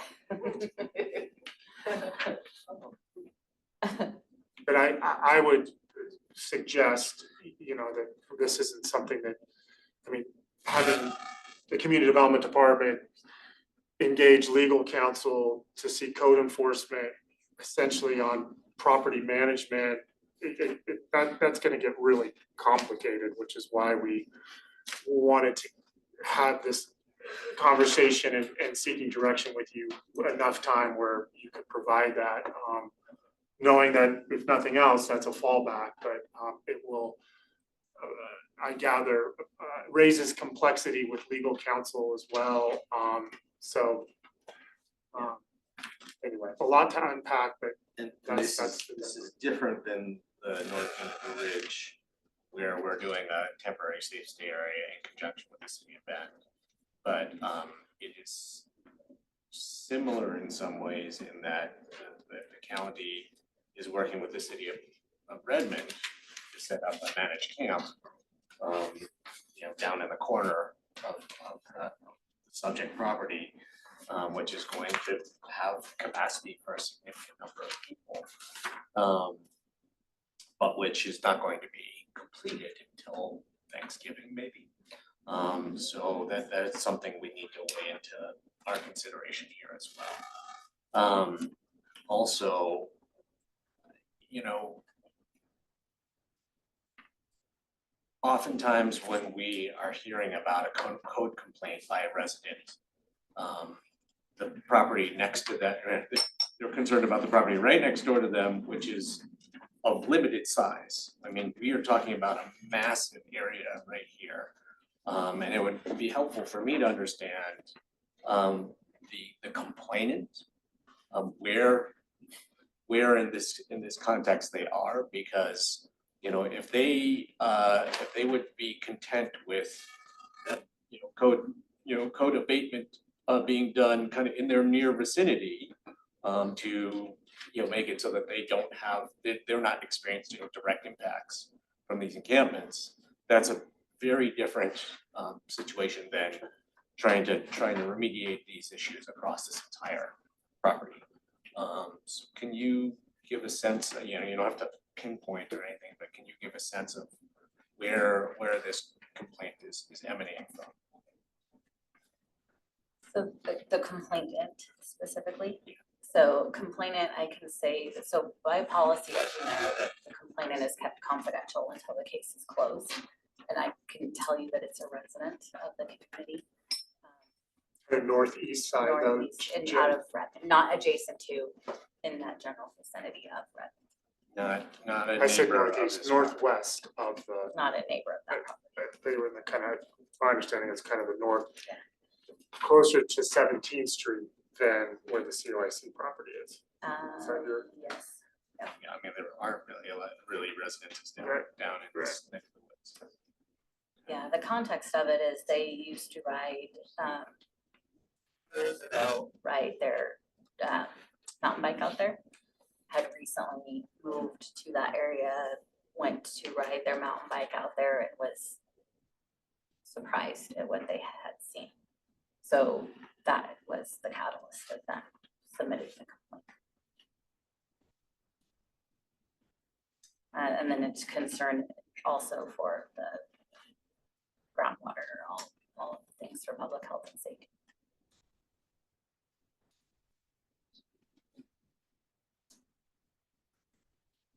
I mean, we all have a sense of how deep the groundwater is in this area, right? I mean, whether And I there's think- really gross stuff, on the ground surface in this area or not. This isn't, in North Juniper Ridge, human waste going in irrigation canal laterals, that was a significantly greater public health concern than anything that could be happening out here affecting groundwater that's 600 feet down. I would also say the complainant was concerned about just solid waste, like fire, all of the things that encompass that. And I don't want to share too much broadly, but their profession also was a concern. They submitted it as a citizen. And I do want to respect the policy that they will be kept confidential until the case is closed. And then, as far as just county properties, the county owns a lot of property. So as we're getting in code enforcement, enforcing throughout the community, I anticipate if we get continued complaints on property, that's also something as a county, as code enforcement, we're going to have to determine what direction we're going. Case by case, I would imagine, but also a consideration for code enforcement. So yeah, we're the Board of Commissioners. When people come to me and say, what's a commissioner? I say, well, we're the front end of the county. We have the budget policy authority of the county. We represent the people's land here as an asset of Deschutes County citizens, future development area for the city of Redmond, master planning being talked about out there. We've donated land to North Point Vista, working on swapping land for the expansion of the fairgrounds. Core 3 is a great opportunity that just resonates in the state of Oregon and all across the state these days. Hopefully we'll get the next capital to move forward with that. We've donated the land in the bottom corner here I went and spent a couple weeks, in the fall and then in the spring, 2 1-week periods, camping in the south area over there, knowing that we just need to turn the corner on this. We need to proceed. We need to not be blown out by unsanctioned, unauthorized camping. This place erupts after sunset and people are zigzagging all around. Trees are being cut down, woods being sold for necessities for living. Coming to the conclusion that it's okay to dispose of human waste or oil and antifreeze on the ground because it's deep groundwater. I wouldn't go there at all. No, that's not what I was saying. Well, okay, so I don't mind stepping into this. We've been kind of dancing around the city of Redmond. Well, how are we gonna proceed? Well, let's build some more resources and talk about making some plans. I've been ready to proceed for 2 years. This is kind of coming to a head. If we go to so one question specifically, if we go to a code enforcement hearing from a hearings officer, we're pitting our open code enforcement case with our property managers and us representing the county, saying we're violating our own rules. I don't, Commissioner, But I mean, what would come out of that? So we have, a hearings officer says, yes, the code says nobody camps here and there's somebody camping here, so we're in violation, right? I mean, that would be the outcome of it. Oftentimes. We don't need to go down it too far, yeah. Oftentimes too, we also get time to correct as part of that, so we can acknowledge that it's a violation. And then the ask would be time to correct, and that would be in the hearings on the order. And that happens weekly with other residents, is yes, the violation's acknowledged and then time to correct that it's reasonable. And So the time to correct would be given to us, as in, let's figure out that horizon of activity and action instead of defining it a temporary safe area, which we've done in the north side of Bend here. And now we're spending $14,000 a month on porta potties, potable water and trash service, which sometimes end up burning in place and costs us money there too. I think the challenge of going to a code enforcement proceeding when we have utilized them in the past is there's an impasse between the community development department and coordinated services working with the responsible party. The responsible party has chosen not to consider a voluntary compliance agreement. Has been cited because the problem remains unaddressed, and so the hearings officer proceeding, the notice, the citation, is then compelling that party to come to an independent hearings officer, an independent attorney, and we, my colleagues, present the evidence, which it doesn't have to be an encampment. It can be what we were talking about in the agenda item before. It could be a illegal structure. It could, and so we're presenting this evidence, and then the responsible party gets their due process to articulate their rationale, their reasoning. I think to the extent that the board wants to find a way to reconcile this, I'm not sure you need to go to a hearings officer proceeding to decide ourselves. It's pretty obvious that, no camping in an EFU zone means nobody camping there for long-term unsanctioned. So I would acknowledge this, and I support that. We don't need a review by hearings officer. Yes. Yeah, and So as I say, we put in policies. We've tried to figure out, okay, how do we deal with this? Voluntary compliance agreement is, gives you time. It's like, we're gonna get there. Let's define what we need to do. So then it's just a relationship with us as leaders of Deschutes County and the expectation of the community members that have been set up out here, and the fact that the end state will not be this. So we've been in this position for years now. I've asked to do a temporary area, a long-term visitor area, a defined area on about 40 acres for people to be at. Sign a paper that says that you shall live by some community norms here. Hasn't been supported. City council doesn't support it either for whatever reason. There's design and plans to build more facilities here. Still doesn't really resolve, unsanctioned, long-term,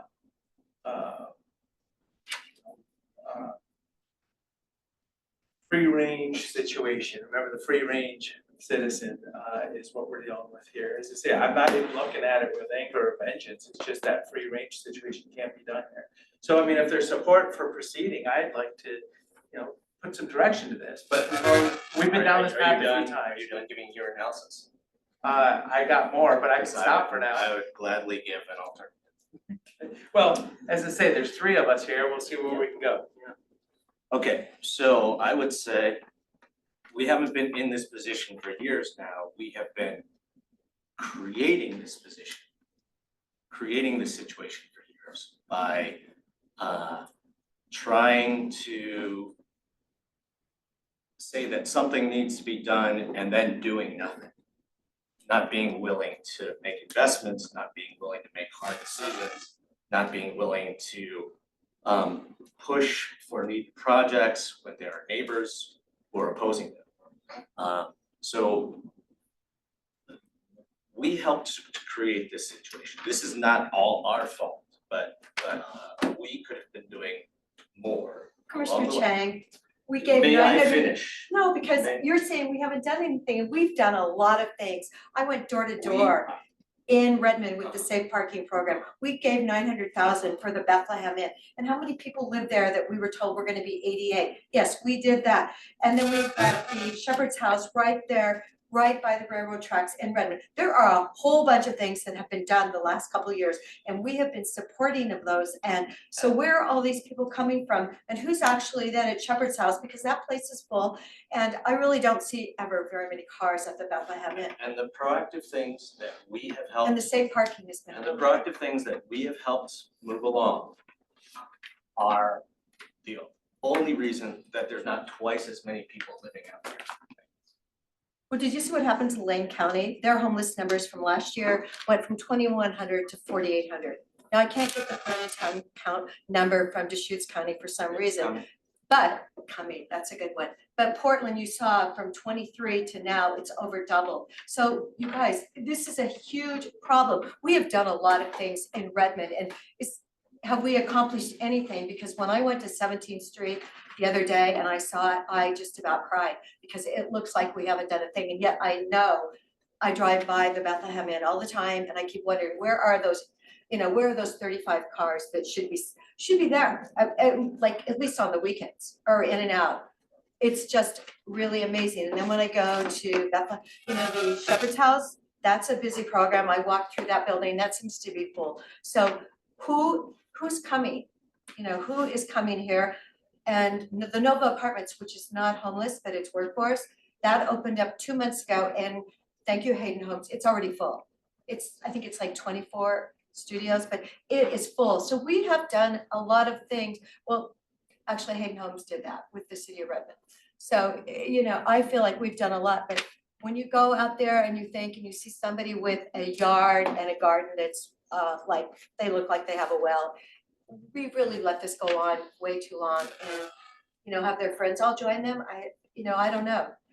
It's unbelievable when you see all these red dots. And when I see 17th Street and I think, oh my gosh, Medline is right there. Medline, an international company, they have been so bloody patient for, they've got the barbed wire and everything, and they've done all this to keep their plants safe. But it clearly looks like, I'd love to have the red dots dotted. Are they all still problems, Angie? So the red dots are just under 2,600 dispatch heads. Those are the called points of reference. Points of reference. Okay. And I did that specifically to compare where the solid waste encampments, how it's associated. And then also because in the memorandum, we noticed recognized safety for first responders.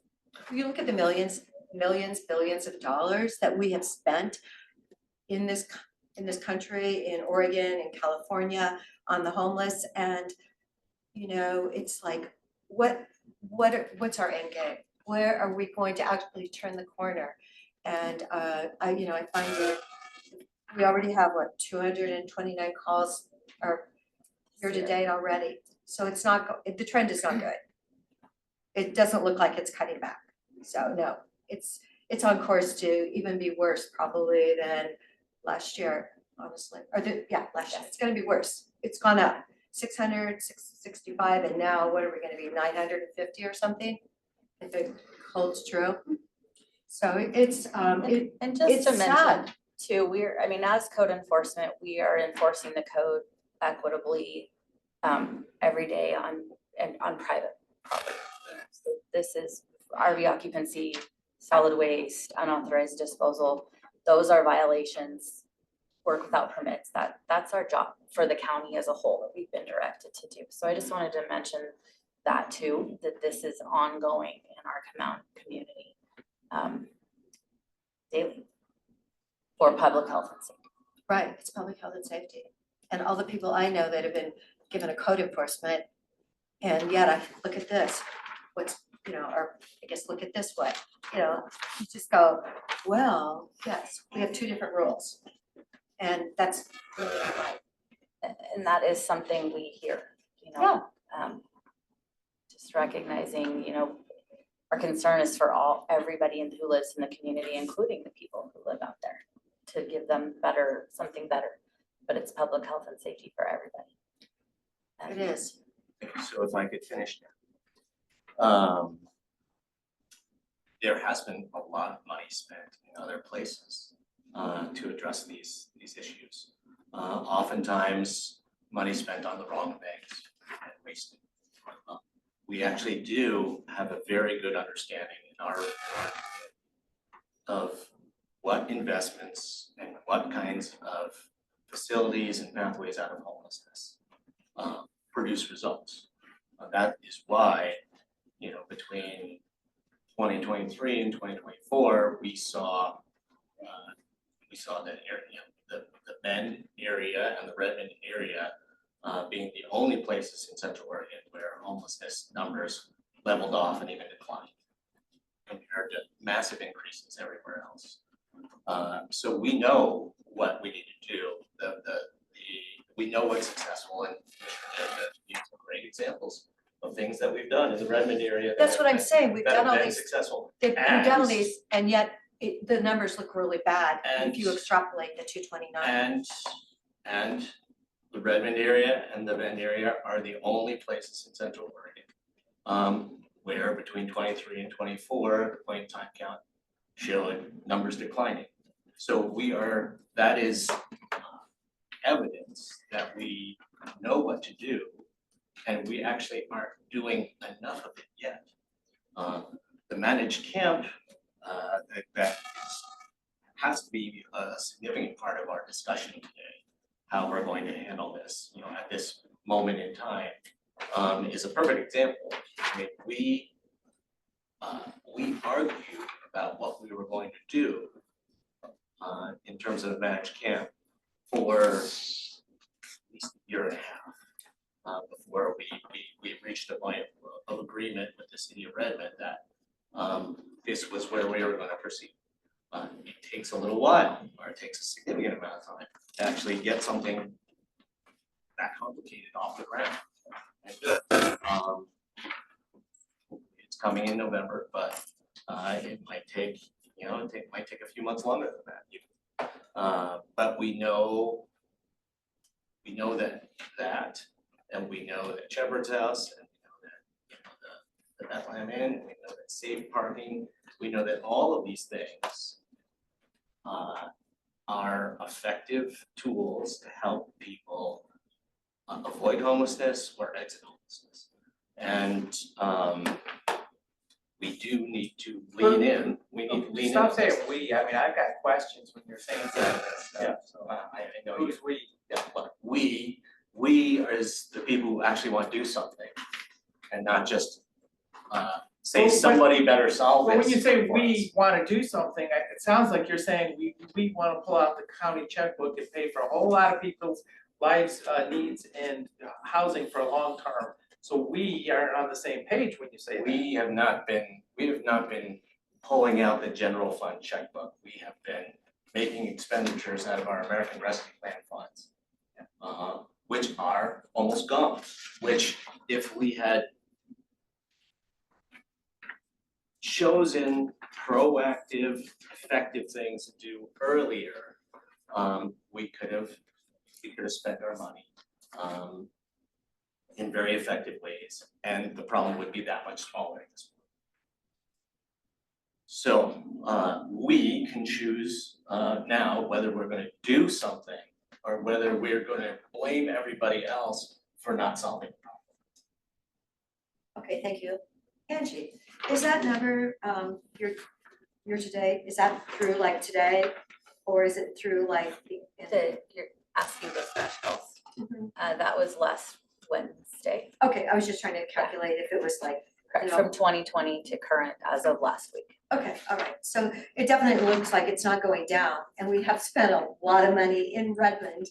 And apparently, nobody that was out there really wanted to go into all the wonderful things that we provided, you know, such as the safe parking and, you know, the Shepherd's House and the Bethlehem Inn, you know, all those things that really were supposed to help with some of these issues. You can make the rounds at Safe Parking, Shepherd's House, or any of these places. You will find people who have exited East Redmond. It's just because we're not doing something at a big enough scale doesn't mean it's not effective.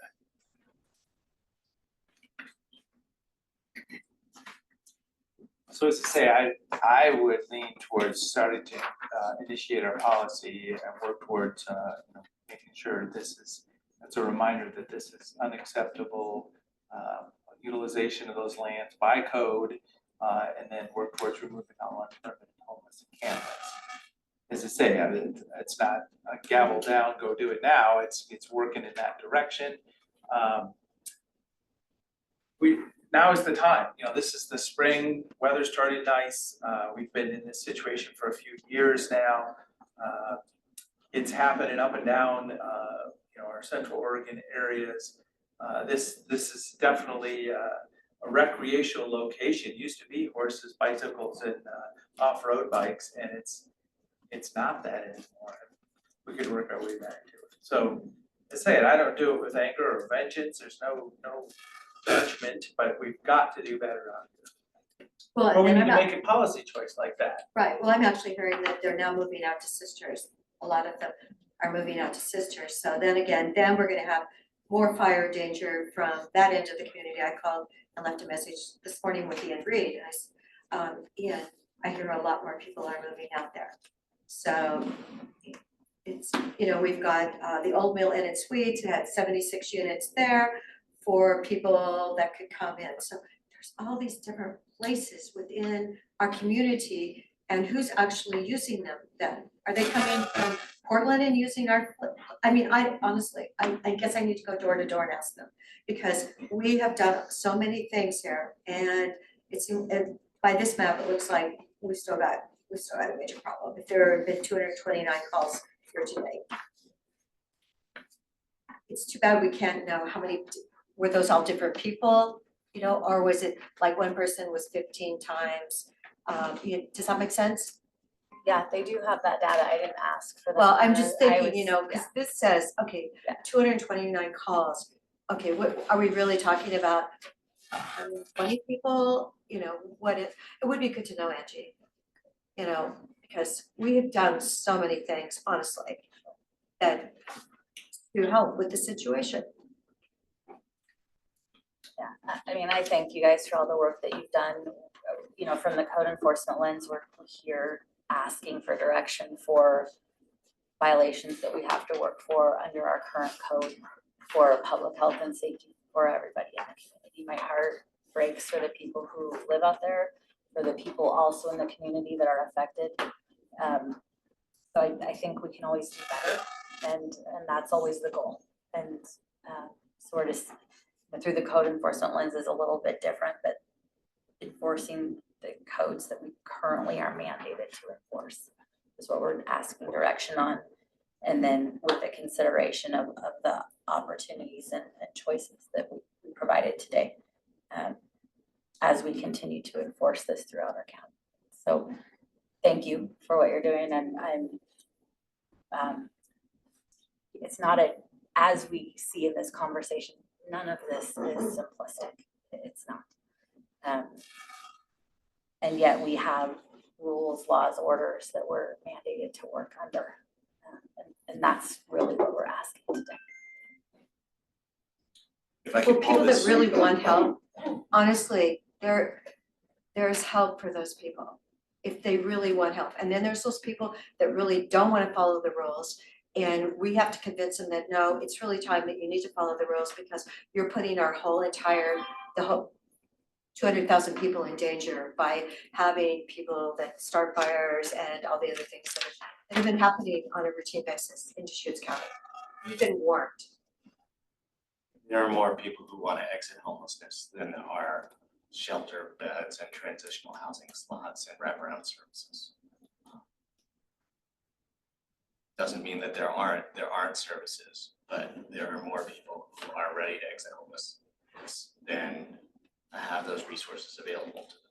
There are also people who are out there who are not interested, who want to live off the grid, out of sight, maybe lawless existences.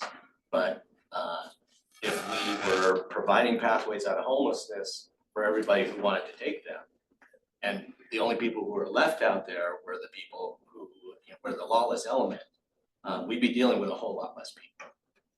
In which I think our sheriff's deputies, service providers, and everybody else will be very happy about. So I'd like to kind of pull this up to the policy level. It's everything that Angie said was true. And we also need to be mindful that if you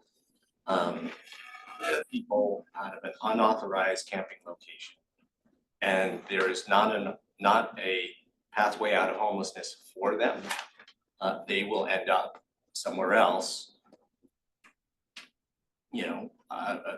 causing more code complaints from somebody else.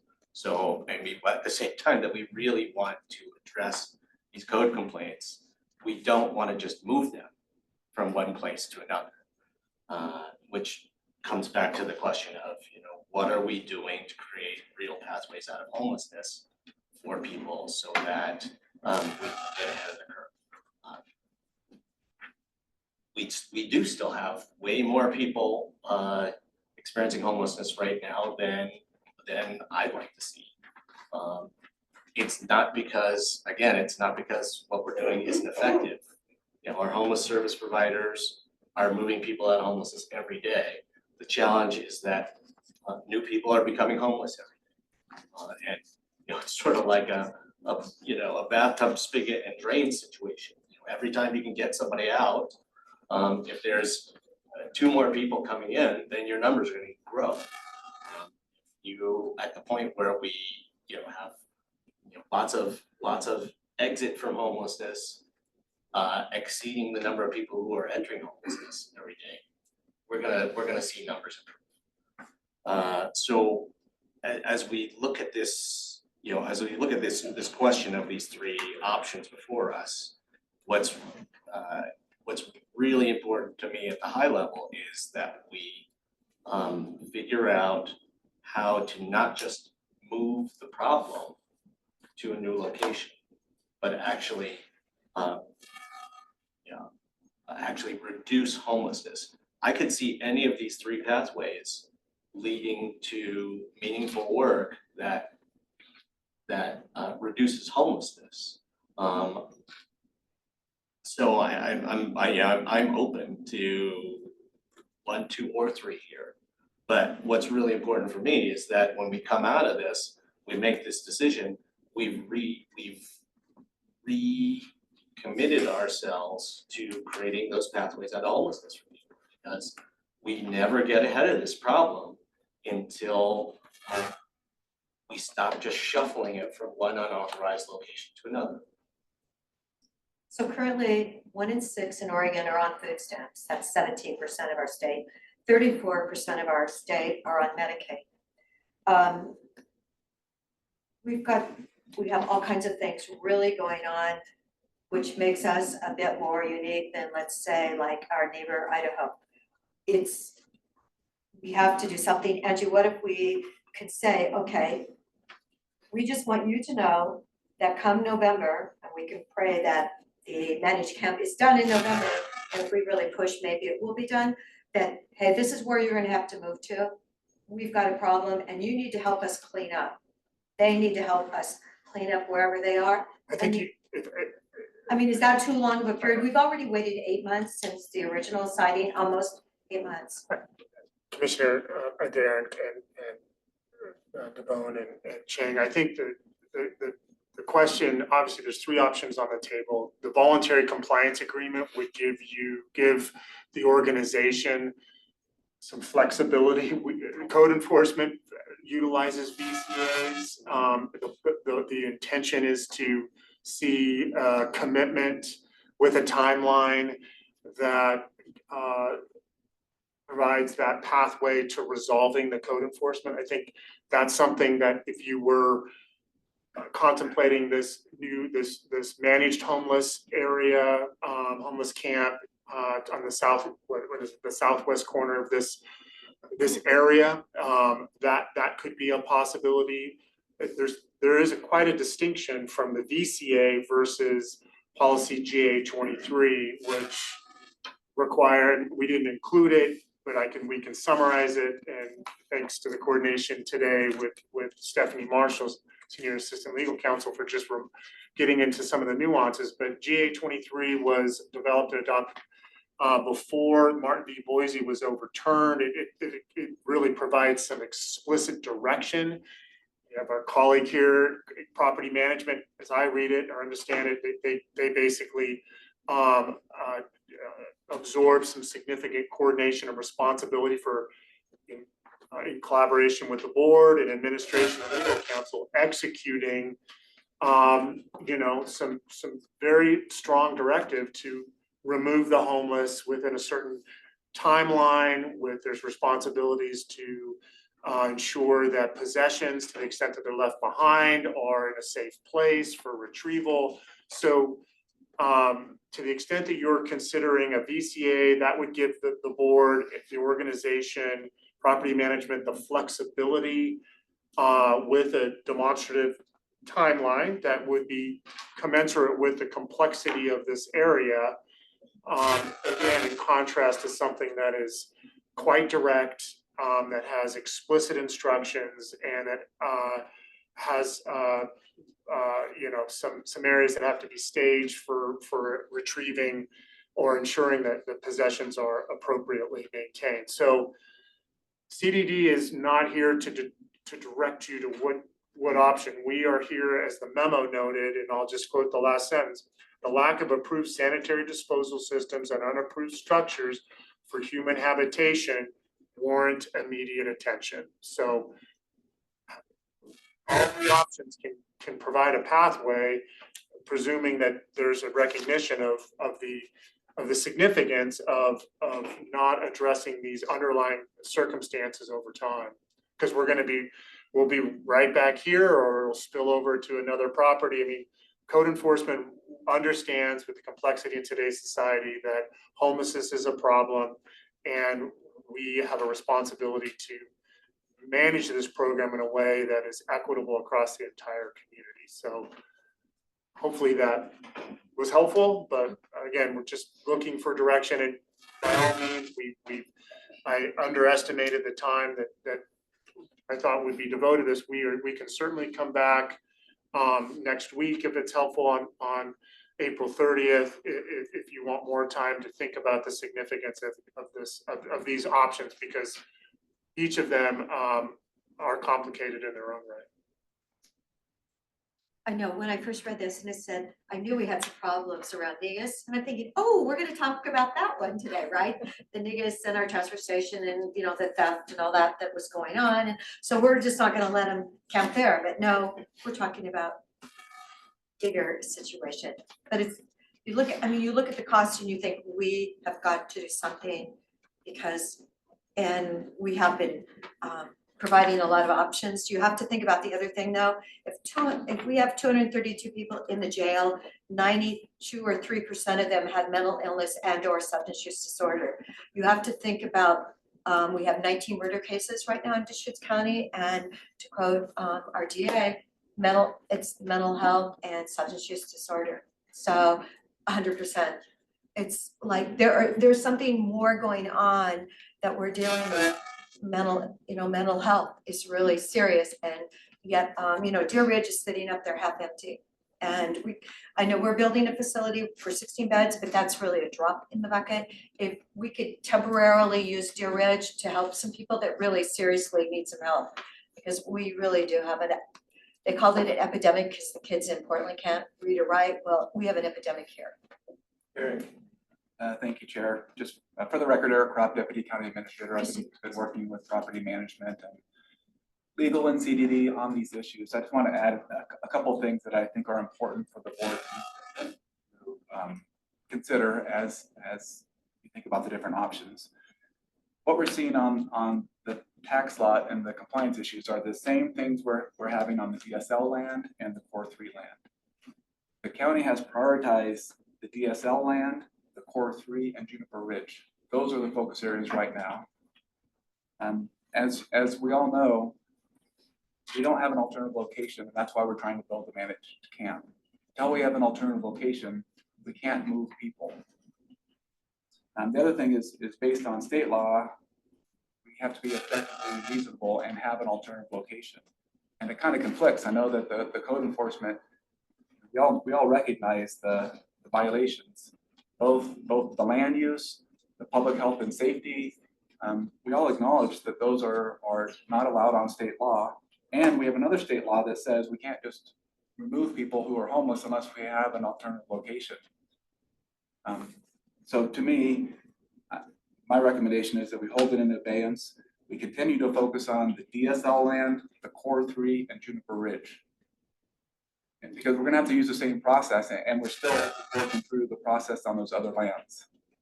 So to me, let's continue focusing on DSL, Core 3, Juniper Ridge as we work through those processes and relocate people, clean the land. We can use the same formula for the land that we're discussing today. I mean, I was having similar kind of like triage prioritization thoughts in my head, and I did want to ask about this voluntary compliance agreement option, whether you could actually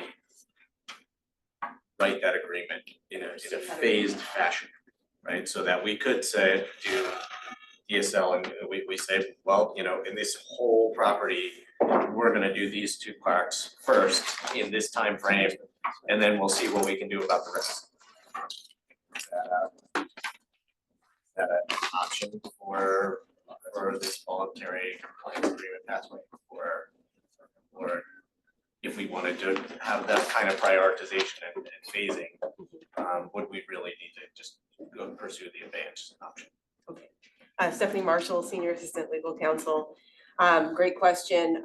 Typically, the voluntary compliance agreements, the time allowed for a violator to come into compliance depends on the circumstances, how severe is the risk and that sort of thing. But ultimately, I think that it's a policy decision, that code enforcement staff will consider. One of the things that's considered is, how cooperative is the violator being? What steps are they taking? There's a lot of things that go into the mix, but I would certainly say that would be something that that could be considered. Again, the ultimate goal of compliance being the goal of the of code enforcement in general and CDD, of course, within the department. I think that any steps that are taken as outlined in a VCA would be beneficial towards the ultimate goal of code compliance. And I also recognize what Eric Kropp just stated. We've got a couple of competing state laws. We've got the land use system and no camping on EFU zone properties, and the public health and safety risks that are in existence with that type of use. and then, trying to coordinate, I'm phrasing in the statute, reasonable means of moving folks without an alternative place to go. And I also think that the policy GA 23 is talking about removing property, not removing individuals. With the added result possibly of once their property is removed, perhaps they will move along. But that is the bigger question that we've been discussing today. That was a very long-winded answer to your short question. Christie's been ready for a few moments. Well, thank you, commissioners. For the record, Christy Bollinger, Deschutes County Property Management. I just wanted to bring in just a couple points as you move forward in your decision-making process. If you were to give us the funding to clean up the property, this is not a one and done, right? So let's say we go in there, let's say we remove individuals, or we at least remove their property. It would still be an ongoing process. How would we enforce keeping people off of 1,600 acres? That's a real challenge. We're currently doing that with the DSL property by doing patrols through our security patrol firm about 2 hours a day and trying to kind of nudge people along and let them know that we have a upcoming project on this property, on the DSL property, and that's 137 acres. So far contrast to 1,600 acres. So really that's the one thing I wanted to point out. So even if we were able to go in there, do everything, clean it up, spick and span, how do we continue to do that? So I think that's a really important thing to think about. It's not a reason not to move forward with any of this, but I think it's really important to think about it in terms of how the decision was made. Well, how much money did we spend before I got in office? I mean, we spent a ton of money out there cleaning up.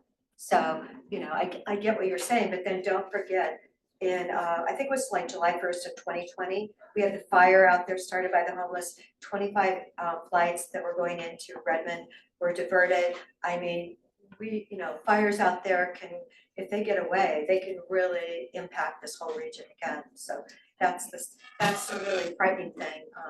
What can we do to at least clean it up somewhat so that it's not so vulnerable to like a massive fire if there is a wind? Yeah, I mean, the 2018 cleanup that you referenced, that was mostly on 17th Street, county property that abuts 17th. It wasn't the entire 16. At that time, Well, no, it was 18. But I know we spent money, a lot of Yeah, money. we can get you that information. Well, I mean, yeah, it was like, we spent money, and as you say, we can clean it up, but they'll come right back again if we don't have an alternative.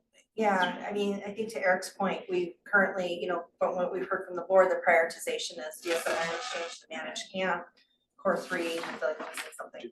Juniper Ridge. And so that's been our focus. The focus has not been on the remaining, 1,000 acres, 1,200 acres, whatever that is exactly in unincorporated Deschutes County. Is it 1,200 acres, I bet you? It is exactly. The whole parcel 1,600, but I'm carving out. 300 yeah, is cool. carving out core 3, carving out DSL, carving out the others. Yeah, so currently it's 1,332.54 as a whole, and then you have the carve outs. Yeah, we have the carve outs on top of that. So, so with that being said, I mean, if the board wants to prioritize differently, we're happy to, work with administration, of course, with the board to fulfill that, but we just need direction on what it is exactly you are wanting. And the funding to do so. So it'd be a shame if we put more people on a larger parcel, like so their actions. So as I say, I do kind of come to the concept of it's unacceptable to expand and settle in for the long term. We see a lot of recycling of vehicles that have been recycling dogs, registered or not, that can be aggressive. So as I say, we need to turn the corner and bring this down a notch instead of thinking we're just going to move somebody from here to here.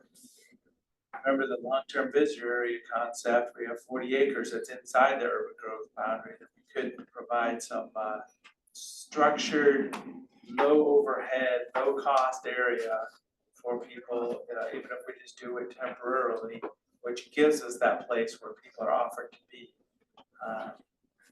And I support that also. So the managed campus is what, 9 acres? And so you're saying use the 40 acres and say, hey, folks, this is where you need to go. And just work down the path of how can we define an agreement, a civil permit, 6-month permit, either you stay through the summer season or the winter season, or you can keep doing it, come back, low cost, sign the piece of paper, says I shall live by some community norms and expectations. Permit has a simple fee to it, and then you have, garbage service, access to potable water within walking distance. I'm just thinking getting that standpipe out there, kind of like, water's gonna be brought to that managed camp. So there's a way to do that, and it's not a big solution, but it is a place for people. So, but would that meet the requirements of the state that you have to, if you're moving them off, it has to be something that is decent? Would that be decent? Reasonable, yeah. Reasonable? Would that Yeah. be reasonable? Well, I will give you the lawyer's answer, which is what's reasonable to one side might not be reasonable to another side, and you're inviting lawyer arguments over what is or is not reasonable. But, you are the policy board and you can make the decision, we believe this is reasonable. We believe this will meet the intent of the A statute. statement of. So, and legal is always available to guide you, once you're at that point of making a decision.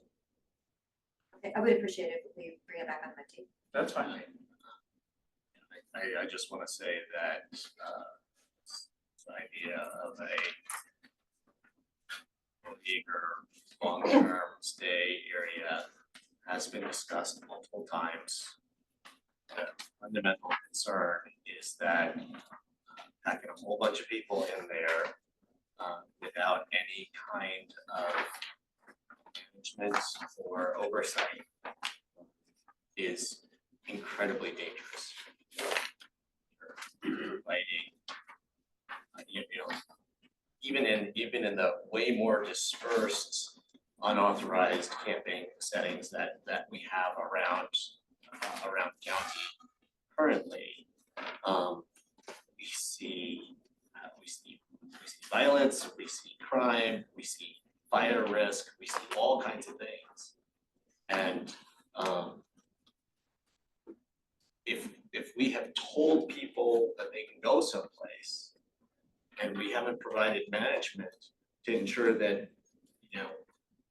bad and dangerous things aren't happening, then I think we are responsible for anything horrible that happens in that 40 acres. And I don't think that that's a responsibility or a liability that we want to take on.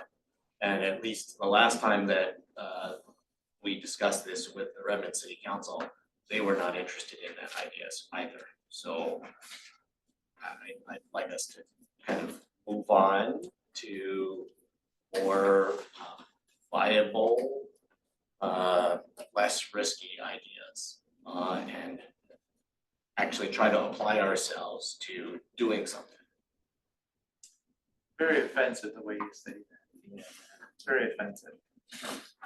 There's not enough money in the world to buy solutions for people. We've got to try something. As I say, we just see it very differently. But yeah, I mean, if we can bring it back next week to talk about the possible long-term vision, because remember, there was a slide deck in front of us. It was a policy choice that didn't get supported. There was just one person that supported it, but it was a professional slide deck presentation in front of us that we could probably go back and take a look at. And if we really want to seriously reconsider that, I think it would be appropriate to bring in the city of Redmond. Oh, not a problem. It's in the city. It's inside the city urban growth boundary. I absolutely agree with that. Okay. What we're Thank doing you. now isn't working, so definitely we need Bring to. it back next Wednesday. We'll bring it back every week until we get it worked out. Yeah. Only because Monday we have a joint meeting. with the city. Yeah, understood. Yeah. Okay. Fabulous. Wait, but Commissioner Dare, you're not going to be here on Wednesday? This Wednesday, we'll bring it back next. That's next Wednesday. August. You're bringing it back next April Wednesday. 30th. Yeah. Okay.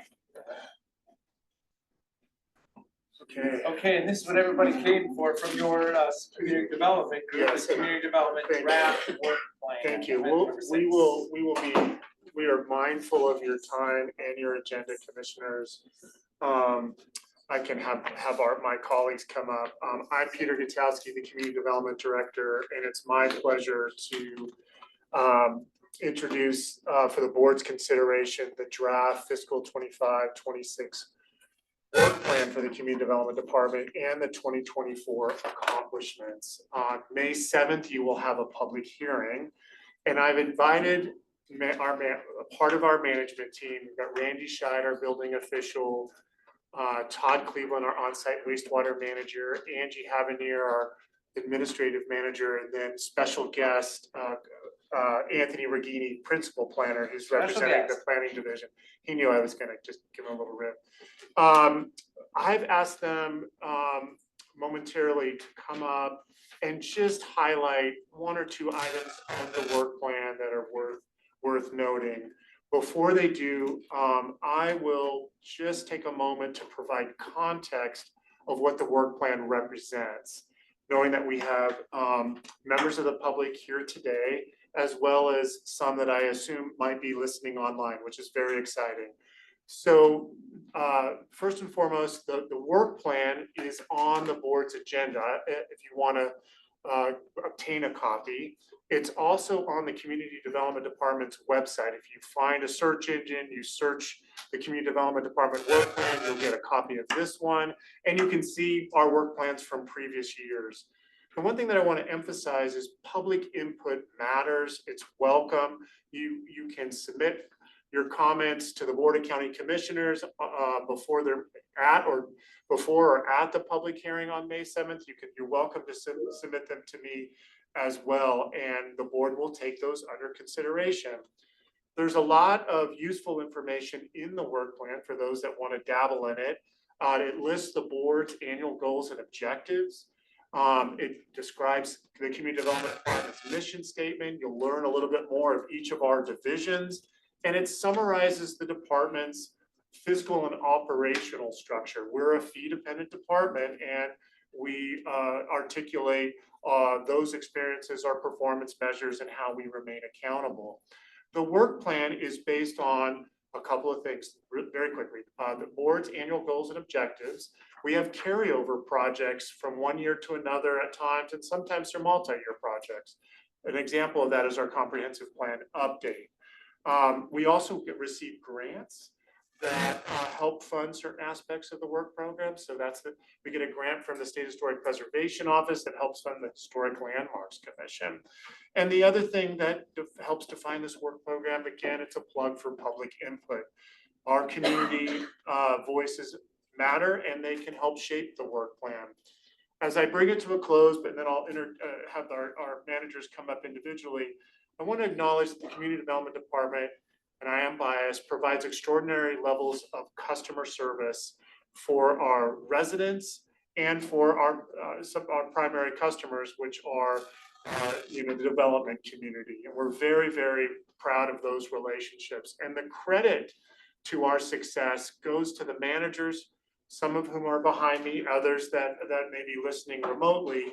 The work that the managers and their staff do every day, adapting to an ever-changing work environment, is what really keeps us accountable and responsive to our community's needs. So I was gonna wind it up. That was it. I was just, unless the board has any questions of me, in the interest of time, I'll turn it back over to you, Chair, but our managers can come up and offer a couple of remarks. Well, so we heard from our facilities folks today. How's the rearranging of all the offices from the construction, replacing the windows and walls?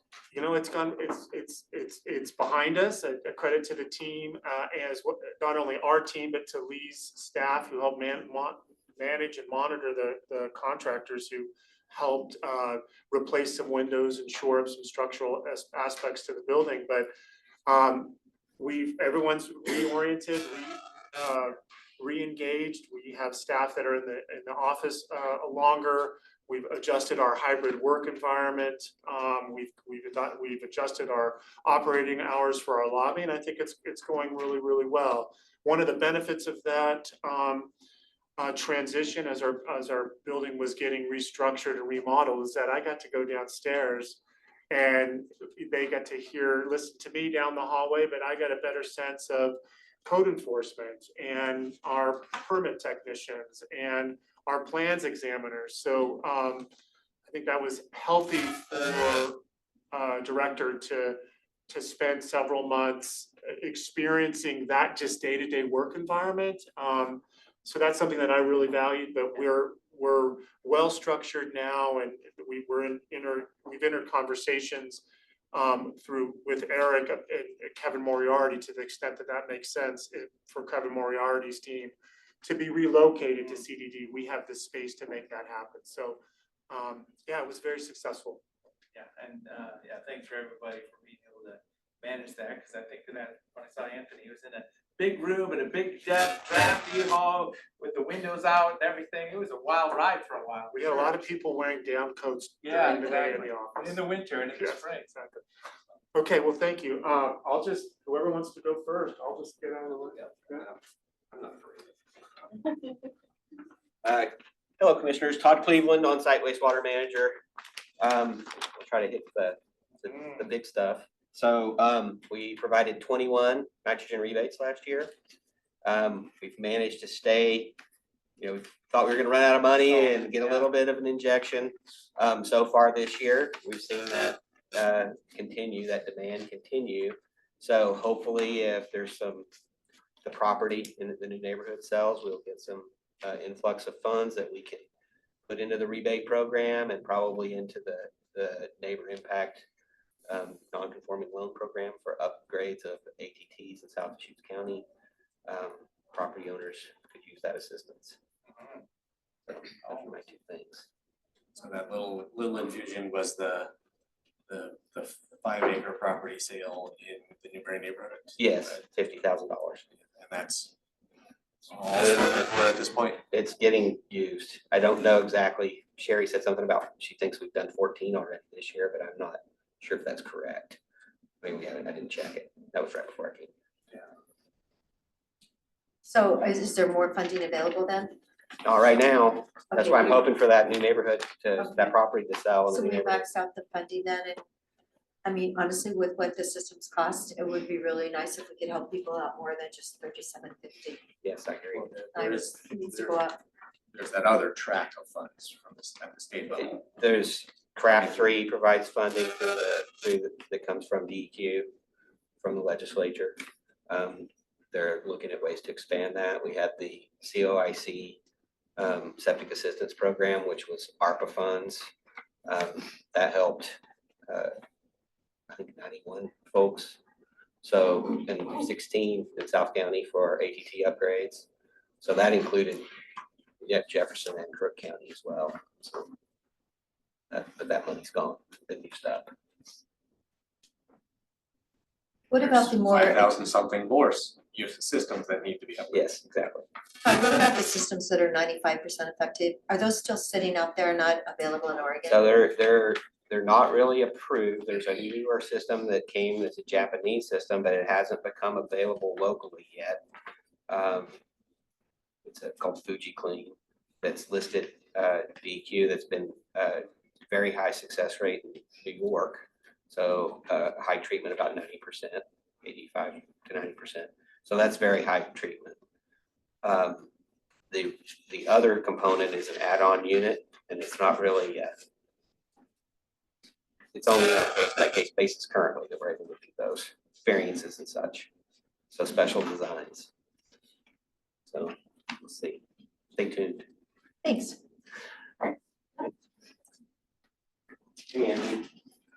Sure. Thanks a lot. Hello, Commissioners. Anthony Regini, Principal Planner. Again, recognizing that members of the public have been here a while, but keep this really, really brief.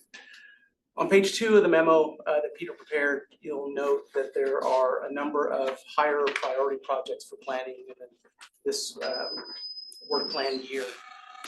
In there, you've also noticed that the planning commission had their preferred priority list of projects, dark skies, natural resource and hazard mitigation, along with the Newberry Country Plan. And so you'll be seeing those come to you in the next couple of months, hopefully. Two projects I do want to highlight off our priority list. As you're well aware, our comp plan update is currently at LUBA. And so once we get resolution from LUBA on the appeal of the comp plan, Nicole, who you saw earlier, will come back and she'll have an action plan for the board on how to progress that forward. So we're looking forward to that over the next couple of months. Second thing I want to talk about is the clear and objective. As you know, you just adopted the definitions module for clear and objective. It became effective March 28th. We're currently working on 3 more modules. And again, our goal is to get these to you before July 1st. So you'll be seeing shortly clear and objective module for Title 17, which is our subdivision partition ordinance. You'll be seeing a module for Goal 5. And then another really big one will be our conditional use chapter. So we're going through there and the clear and objective lens for all of the housing related criteria. So you'll be seeing that come before you here in the next couple months. One thing I did want to mention too, and it's a change in planning from what we've done in the past, particularly with text amendments. We've noted a need for us to be much more flexible and adaptable. And so what you've seen over the last year, current planners working on more historically long-range projects, plan amendment, zone changes, and text amendments. To address some staffing issues we had last year, we even brought in some long rangers to work on current planning projects.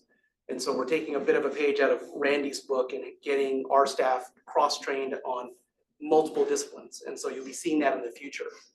As an outgrowth of that, in addition to having long range and current planning work together, we've also done a much better job recently with our text amendments in bringing the other divisions, building, on-site, and coordinated services into those process and reviews.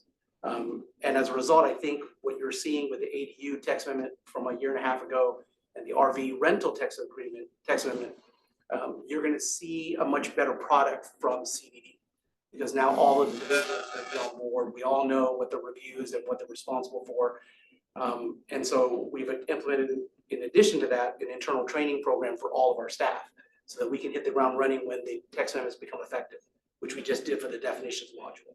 So out of some of our staffing challenges last year, we recognized the need and we're able to address it. So with the text amendments coming forward to you this year, I think you're going to see much more collaboration among the divisions, and we'll be able to better inform the public and let them know exactly what they should expect when the amendments become effective. So any questions from the board? Exciting, thank you. Randy. Thank you, Commissioners. Randy Scheid, County Building Official, and Building Official for the cities of Sisters and La Pine. I just picked a few items off of our work plan to talk about. 2 of them are unique buildings that we have currently going on. One of them is our 3-story medical building in La Pine, which we're nearing the end of trying to get the TIs, the tenant improvements, processed and through for that structure. Our other one is a very unique structure. It's the Air Traffic Control Center of the City of Bend, which we're happy to be a part of. The City of Bend has a strong project management team that we work with on that, as well as the contractor and the airport themselves. That is a building that most people don't see in their careers. You know, it's as noted in the news recently, it will be the tallest building in Central Oregon, and it has some unique workarounds because of the type of building it is. The last item that it's in the work plan that I wanted to talk about is our cross training that Anthony mentioned. With 3,005 square miles of jurisdictional area, we have to be efficient with our certifications and what we can do with one vehicle rather than sending out 2 or 3 vehicles to that. So during this winter, we started with your allowance for the position, we hired a new full-time commercial fire and life safety person who will also be doing some field inspections, which is commercial field inspections, which is a great those two back themselves up well when they're going in the field and seeing commercial buildings and they're reviewing them inside. Plus, Krista Appleby, our assistant building official, who's a licensed design professional, is cross-training our 1 and 2 family people to do light commercial work, taking some of the load off of her so she can concentrate on the more complex structures that we have coming in. And this provides them with an opportunity for growth and for career advancement. And it really helps our team gain efficiency. So we're real proud of that. We are, most of the people we hire end up retiring through us. We don't lose many through attrition. And so this is a way to kind of steep them in our culture and keep them and grow up that ladder of complexity in our built environment. Question about that light commercial from residential, is that truly just kind of experience in the field, or is there credentials that have to be followed up on? There's definitely, it's called a B3, this is building 3, which is commercial. And so they can, it is a completely different book, different, you know, you look at a lot of things, different travel distances and alarms and sprinklers and everything else. It depends on the occupancy and how complex it is. The more complex the occupancy, the more complex the requirements to mitigate the hazards of that occupancy. So just being exposed to it, then you gotta go down the path of the B3 credentials. You do, and that certification is merely an allowance to do the work, but you still have oversight of the assistant building official, lead plans examiner at this point, and she's an excellent instructor. Okay, well, thank you very much. Anything else? Thank you.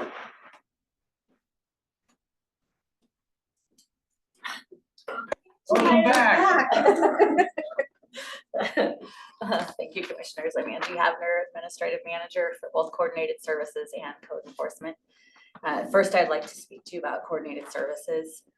During the last few years, we've transitioned, and for those that maybe don't know, Coordinated Services is the permit technicians. We coordinate between planning, on-site building, also code enforcement. Just an acknowledgement how business has transitioned over the years to online.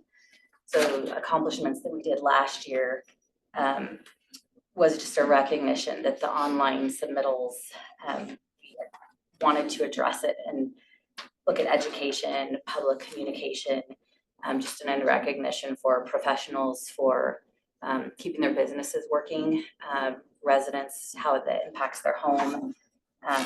And so looked at it, and one thing that we tackled was our webpage improvement. We worked with Central Oregon Builders Association. They reached out to the professionals and asked where they're struggling.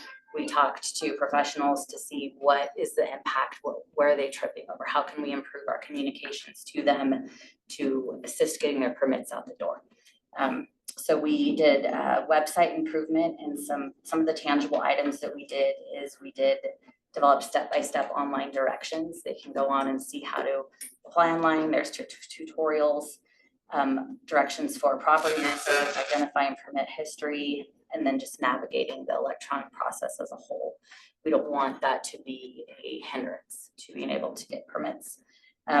We clarified document requirements for all permit types, helping, the goal was to help applicants when they submit with a complete application. We saw lots of people who were submitting, there was a misunderstanding of what a complete application was, and that caused delays, which is time, money, expense out the door. So we worked on that. We improved transparency with communication. We changed some of our language to be understanding, not always for the people who hear this. We took for granted that maybe we were communicating well, but the feedback was there was some misunderstanding with verbiage, language, so we adjusted that.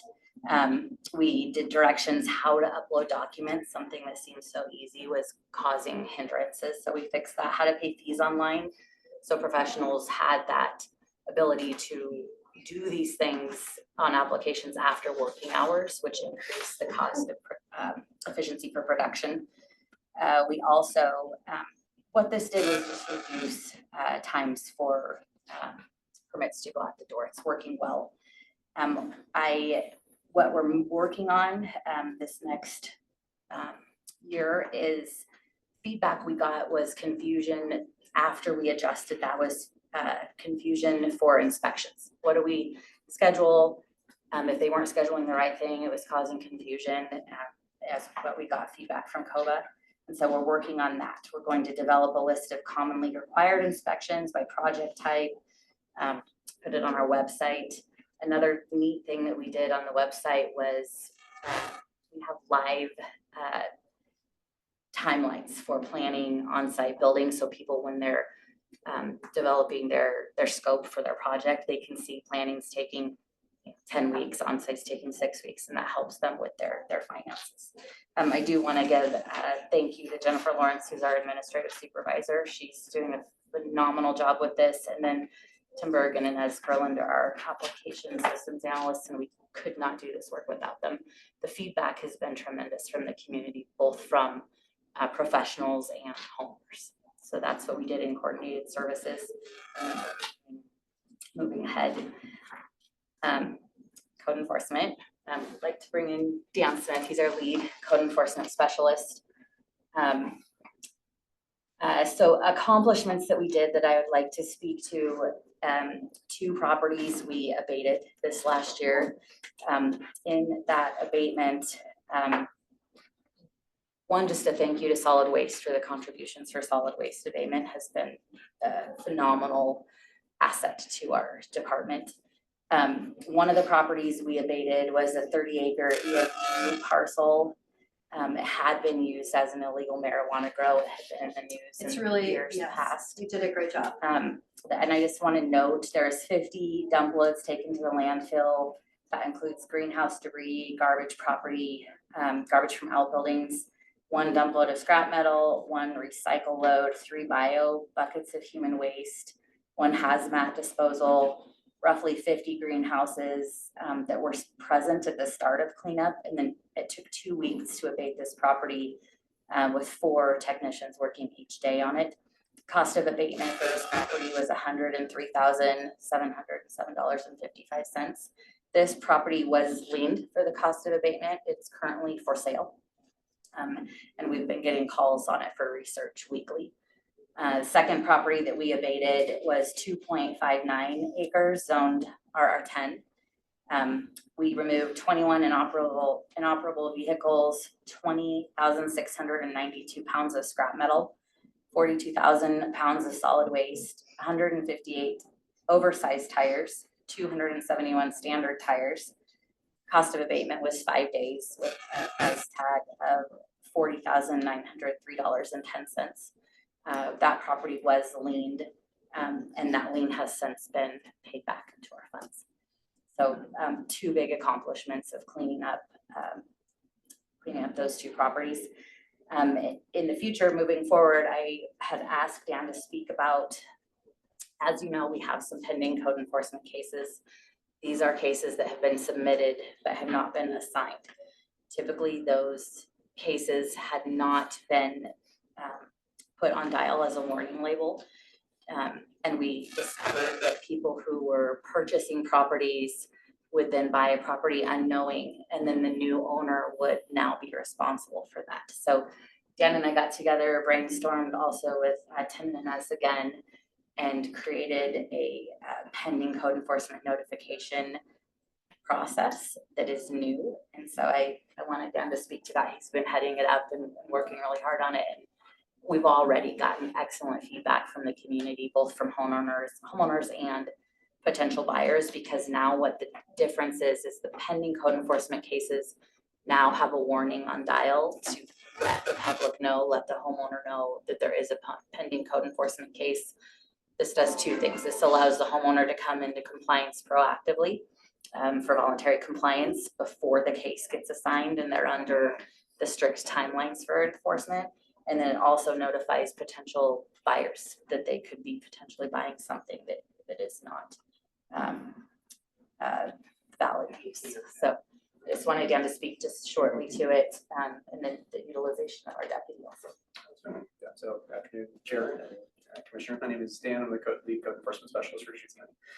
So essentially, Angie covered it really well at a high level. Essentially, what we're doing now is when we receive a complaint, or as I'm going through our pending complaints, we're doing a cursory overview of what the violations would be. We're having our sheriff's deputy go out, who we contract with them to have one deputy for us. Kind of do an initial assessment of the property, take photos for us so that we can confirm that, yeah, there's almost certainly a violation happening here. That information, we sending basically a courtesy notice to the property owner that kind of spells out what we are observing as violations, at least initially, and kind of giving them some direction. Our IT department was able to create a website just specifically for this particular purpose, and highlight some of the issues we're seeing, give a brief description of it, and then they are, hopefully on their own, able to receive the letter, be like, oh, I don't want to be in code enforcement.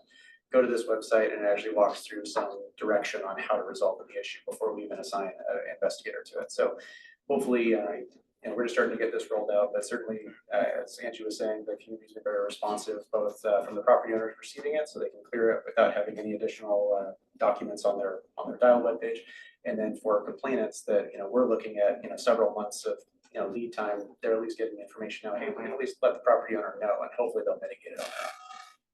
So it's been good so far. Great. That's good information. For context, there's 250 approximate properties that were in that pending status with approximately 570 violations. Just proactive education. Great. Good update. Thank you. Thank you, Mr. Chairman and Commissioners, for allowing us to put the work plan in a little bit more context. Again, the hearing's on May 7th. We've coordinated with administration to initiate a press release. Obviously, it's working, and we look forward to that morning's opportunity for the public to offer additional remarks, suggestions, and then typically what happens is the board will keep the record open for a period of time and then deliberate and more or less acknowledge the work plan with any revisions, so that it provides the direction starting on July 1st. So appreciate the time and certainly the support from the county commissioners. I did have one question. So we've got tables 1, 2, and 3 in this staff report. I always am very interested in the things in table 3, but we don't get to many of them, and I'm not sure even the ones that we identify that we'd like you to get to, if there's some capacity, I'm not sure how many of those we get to. So I wanted to ask you for the 23-24 work plan and the 24-25 work plan, in table 3, how many things did we get to? Yeah, probably, easily could count them on one or two fingers. Earlier this afternoon, Nicole Mardell summarized the text amendment pertaining to medical hardship dwellings. Right, We're got one. The challenge that Progress. we're experiencing, I guess it's a benefit occurs because long range plan is fully deployed. As Anthony Regrini noted, we have plan amendment zone change applications now that are being handled by current planners, which provides some diversity of experience. But we also have some, I'll call them somewhat unfunded mandates. We have House Bill 3197, Anthony touched on that, where there's a series of modules that are requiring our code for very good reasons to establish a track for clear and objective standards for housing. And that is an extensive process that takes away from text amendments that we think are important to keep our code modernized. There are other examples. Of course, the board values opportunities as afforded by the legislature, rural accessory dwelling units. That was last year's work program. But coordinating, as Anthony I think mentioned, or we touched on it. A part of Nicole's presentation for medical hardships is we're going to be bringing back in 2 weeks the RVs as rental dwellings, and it requires the kind of coordination that that Anthony noted, about the cross-training, making sure that we're integrating all of our divisions and providing the information to interested public so they can make informed decisions. So it is a balancing act. There's a lot of interest in many of these text amendments. And it's just a matter of, when we have the time, ensuring that we're coordinating with the board so that your priorities are duly noted so that we can execute them. And I suspect that probably late July, early August, Will Groves, the planning manager, will be checking in with the board because there'll be several projects that will have completed their local review, the comp plan update reconsideration, RV as rental dwellings, clear and objective standards, knock on wood, will be finalized and out of the local decision-making process. So there's some real capacity and opportunities, Commissioner Chang, for you and the other commissioners to determine, okay, we've got this capacity. Do we want to deploy it to dark skies? How soon do we want to initiate Newberry Country Plan update? What about these text amendments, among other noteworthy projects that are noted on the plan? So it's always been a case of tremendous planning projects that warrant attention, and then making sure that we utilize the existing staff we have to the fullest degree. So I appreciate you calling out. It's a bandwidth issue. Well, thank you so much for your time. Great, thank you. Public hearing, May 7th. May 7th, yes. Numbers. Can we take like 2 minutes or 5 minutes? Sure. or something? Make sure it's still standing. Yeah, so we've been sitting here a couple hours, so let's take a little bit. The meeting starts at 5:30. Oh, fun day. Yeah, nice to see you.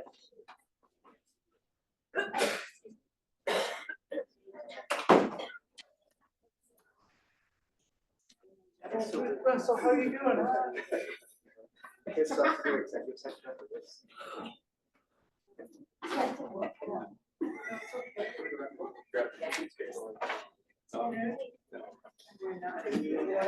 have any questions on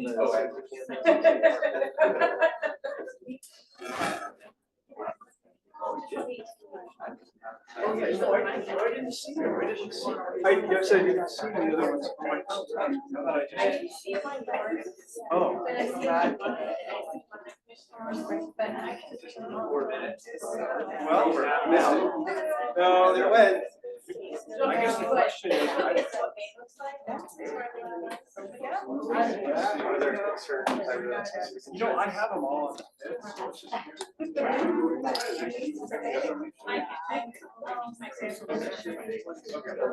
Especially since I. So I can kind of block them out. Yeah.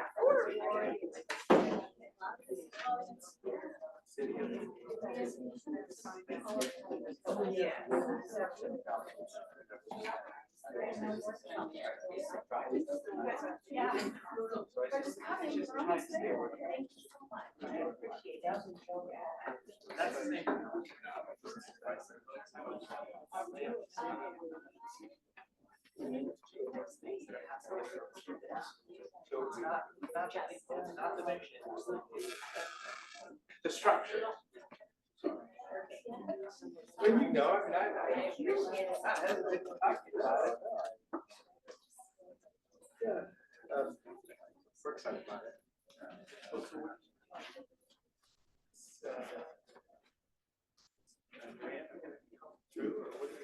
I think so. I think that's right. That's got it there.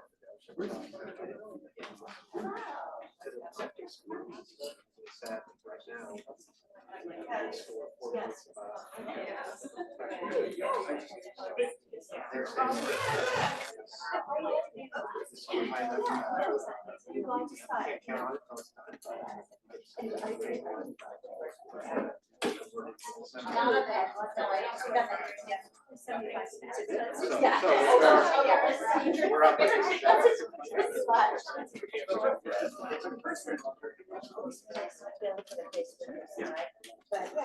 There we go. Yeah. Any minute now. Okay.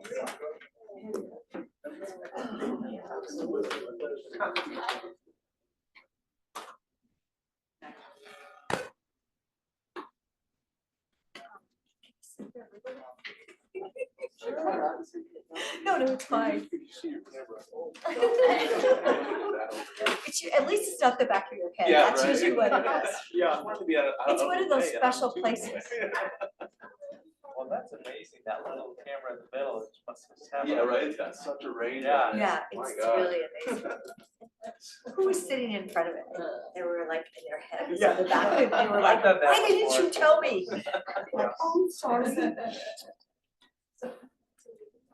Okay, so-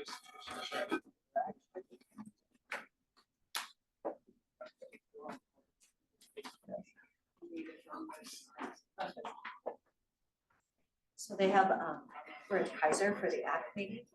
And so you could order a special lunch, but you know what I realized what I'm doing? I'm driving over to In-N-Out. Oh, And I'm yes, getting- yes, I'm like, right why would I there. want a special lunch when I could get In-N-Out? That's funny. Yeah, I know. Is that crazy? Yeah, that's good. I know. Good. Like, whoa. I have to go, what? It's not that far. Because we're in Kaiser, so. Anytime we drive over that direction, I have to stop for my son. You have to go through it, yeah. I drove And an it's hour not one that time. But then it's at that particular one. Yeah, I know. What is it, Grants Pass now, Medford? And Medford does, yeah. And they're putting one in, Twin Falls, Idaho. I'm hoping that now that they have that things are actually access to Yeah. maybe they'll use it because they want their products fresh. So I thought, well, maybe it was limited to coming on this side because I didn't want to have to cross the path. Right. So maybe for whether I don't know, they could lower it, so they could actually bring supplies and set up a location. Kim, you were such an optimist. I know. Yeah. You have my fingers crossed. Yeah. I know, I went to like the first In-N-Out, where, what is it, my Ontario or something, it was out there, and yeah. My father-in-law was. Yeah. Wow. Okay, so we didn't- that's-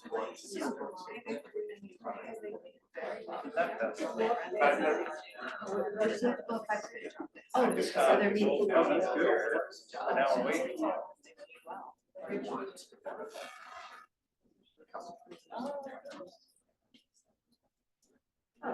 Oh, good, we have dinner. At least I'm not gonna eat an apple and peanut butter, that's been my new diet, I love it. The peanut butter is not healthy, no, peanut butter is not healthy, but, no, it's not, but I love apple and peanut butter. Yeah, it's crunchy, yeah, I can eat that for dinner every night. Okay. I like apples and I like peanut butter jelly sandwiches. But it's like a caramel apple, but it's not quite as dangerous as a caramel, right? Apple. Yeah, well, those are hard to find. They do make them, they make them at the one candy store in Sisters, they have caramel apples there. Or no, the one in Red, okay, yeah, they were really awesome. Thanks.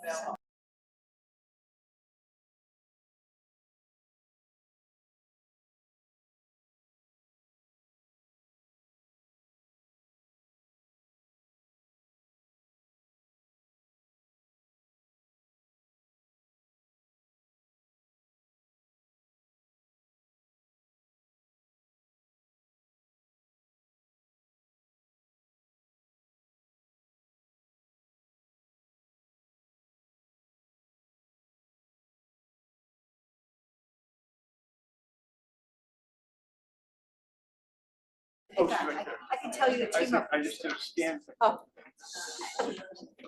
She's here. You're right, you go back, it's like we're in camp. We're back to our session now.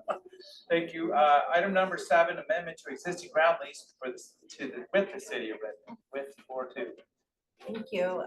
Good afternoon, Commissioners. For the record, Christy Belanger, Deschutes County Property Management. So we're here today to ask the board to approve and sign an amendment to an existing ground lease with the city of Redmond. In essence, what this would do is reduce the number of acres that was leased to the city almost 2 years ago in East Redmond. The lease was for about 12 acres.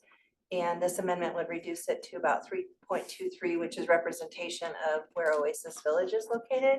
And that would free up this acreage then to be directly leased to Mountain View Community Development for their 75-unit permanent supportive housing project. So with that, I'll go ahead and pause and answer any questions you might have. So this is just the agreement with the city of Redmond going from 12 to 3. Correct. This document. Yes. And, okay, we say plus or minus 3.23. Do we know exactly? I mean, is there any kind of an issue there? Are we No okay? issue. No Okay. issue. Yeah. Great, thanks, thank you. So is there a motion? Yes, can I make the motion then to move approval of a document number 2025-060, a first amendment to a ground lease with the city of Redmond to modify the original acreage from plus or minus 12 acres to 3.23 acres plus or minus 3.23 acres located on a county-owned property known as map and tax lot 1513000000103 in East Redmond. Second. Any other discussion? Calling for the vote, Commissioner Dare? Yes. Commissioner Chang? Yes. And I'll vote no. I would like to see the city of Redmond be able to take this whole project and go forward, but there we go. Item number 8, ground lease of Mountain View Community Development for use of 9.4 acres. All right, this is also a property management item. We'll go ahead and have Michelle and Rick introduce themselves. Michelle Cross, I work with Mountain View Community Development on the subject property. Rick Russell, Executive Director at Mountain View Community Development. All right, so sort of on the tails of our last agenda item, this is to ask the board to proceed with the approval and signing a new 65-year ground lease with Mountain View Community Development for the use of plus minus 9.4 acres in East Redmond plus a 50-foot buffer. And this would allow for a 75-unit permanent supportive housing project. And so with that, I'm going to go ahead and share. Figure this out here. Here we go. I have 47 slides. It should take me about 90 minutes to get through. I'm sure you're fine with that, right? Show it to us. Well, we've already gotten like 95 emails regarding the project, so go ahead. We'd love to hear Wasn't it. even trying to do that. I know, It's I know you popular. weren't. Permanent supportive housing, significant need in our community. That slide's great. The first units to come online are just within the last 12 months. Warm Springs built 10 units. Cleveland Commons just getting their last residents in right now, 34 units. What we're proposing is in the same vein, in a cottage style of 75 units. In previous versions, you might have heard me say 60 units. That has increased. As we worked with the city of Redmond, they determined that we were not meeting the minimum density for the amount of acreage that we have there. I would say there's some topography issues with rocks and things like that. It's not all exactly usable, but we're glad to increase the number to 75. Go to the next slide. And I know you know this project well. Even go to the next slide. But we are talking about approximately 9.5 acres next to Oasis Village on the east side of Redmond. Go to the next slide. So again, cottage style. These are individual cottage style homes. We will be working with Hayden Homes on this. I'm very glad to have that relationship. Go to the next slide.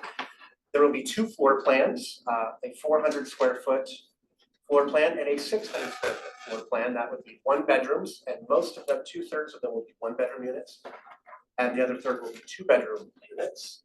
This is an existing floor plan that Hayden Homes builds. Go to the next slide.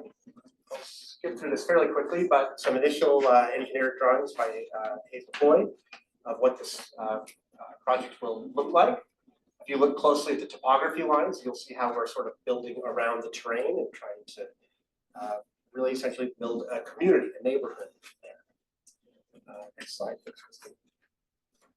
Multiple partners in housing works providing technical support, property management support, Hidden Homes on design, multiple architects involved in this, both in the initial concepts, as well as there will be a community building at the center of this neighborhood where there will be case management offices and event space, gathering space for people who live part of this community. Next slide. In slide time, I'm going to skip even to the next slide. But I have a question about that one. Yeah, okay, yes, please. It says 10% of the homes reserved for non-previously unhoused households. Yes. So they could go directly from like out here to one of these, 10% of them? So for 7.5? those 10% are reserved for a specific reason. We're looking for people who would like to live and be a part of this community and be a neighbor in this community, be a presence of peace amongst a community of people who lived difficult, hard lives. We saw this modeled well in Austin, Texas. We think they built a good concept there. And when someone is having maybe a mental health episode, maybe a relapse, you've got a few neighbors there who are on site who probably led relatively stable, healthy lives, who are there as just a presence of peace in the neighborhood. Does that make sense? Of course it does. And you know, I did recommend if you could bring in some veterans too. Yes, yeah. I mean, we have a lot of veterans in our community. We do. We haven't singled out the units specifically for veterans, but I think that's something we can take a look at. We certainly serve veterans in our existing program as it is. I know you do. I just, you know, I just was like, okay. Yeah, I think we will take a look at that. Next slide. This. Yes, the part of the permanent supportive housing kind of criteria is that the residents of this community are chronically unhoused individuals. It's interesting when we look at other projects who have similar kind of ethos, Community First in Austin, the majority of those residents were an older population. They are people who, their average age upon arrival was 56 and their average age of life was 58. They've lived very hard lives by the time they get to this community. These are for rent apartments or homes, so residents are paying a portion of their income and the remainder is subsidized. There are on-site services available for residents, support services such as case management, but we also are looking into bringing additional services on site. Maybe that's a Mosaic Medical or whatever kind of services these residents need. This is permanent housing, so this is not a transitional development. This is a place for people to come and live and stay. Next slide. Do you want to speak to the federal home loan bank? Do you want to speak to OHCS? Sure. So we are seeking Oregon Housing Community Services financing for this project. It's a great pipeline for not just capital construction financing, but also for the ongoing operating expenses associated with running this community. So we have recently been accepted into the OHCS's Permanent Supportive Housing Institute, and the great part of being part of that institute is that upon completion, funds are then earmarked for or set aside for our project. So we will complete that institute in the fall. We will also be through our OHCS ORCA, the application where we apply for funds. So we'll be done with that hopefully early summer, and then the institute will conclude in the fall. This request does come with some urgency. We are applying for a $3 million grant from the Federal Home Loan Bank that's due May 1st. And in order for us to submit that grant, we have to have an executed lease of the property that we can build on. And so Board of County Commissioners discussed this late last fall. We've been working with property management on the lease language back and forth, and we've got multiple revisions, but we have now arrived at a version that everybody is nodding their heads in agreement to. And so that's why it's come before you right now. And we're hoping your heads are nodding in agreement to this as well. So that $3 million grant will post it by May 1. We will find out if we are awarded. in mid-December. However, the folks who are writing it for us have written this grant many times. It is a fairly objective scoring system. And they're telling us we are hitting all the criteria points that we would score above what the previous 68 cut line points. has been. Yeah. Estimated timeline. We guarantee that this will be built exactly on this timeline or your money back. We are in the pipeline for the funding now. If this all goes as planned, fall, winter, and we have the funding is there and approved by the legislature for PSH. There should be funding there to begin infrastructure even this winter. And by this time next year, we should see things being vertical. Again, Lord willing, the creek don't rise and the legislature does what they need to do as well. And so this is an innovative project, the first of its kind for Redmond, and a much needed resource. You all know that we see parking, we see unhoused people kind of get into the pipeline and want to move toward housing, but they get stuck and there's a bottleneck because there just aren't enough available units. And so they end up taking up, say, parking spaces that we could make available to others if we could move them on to the right type of housing.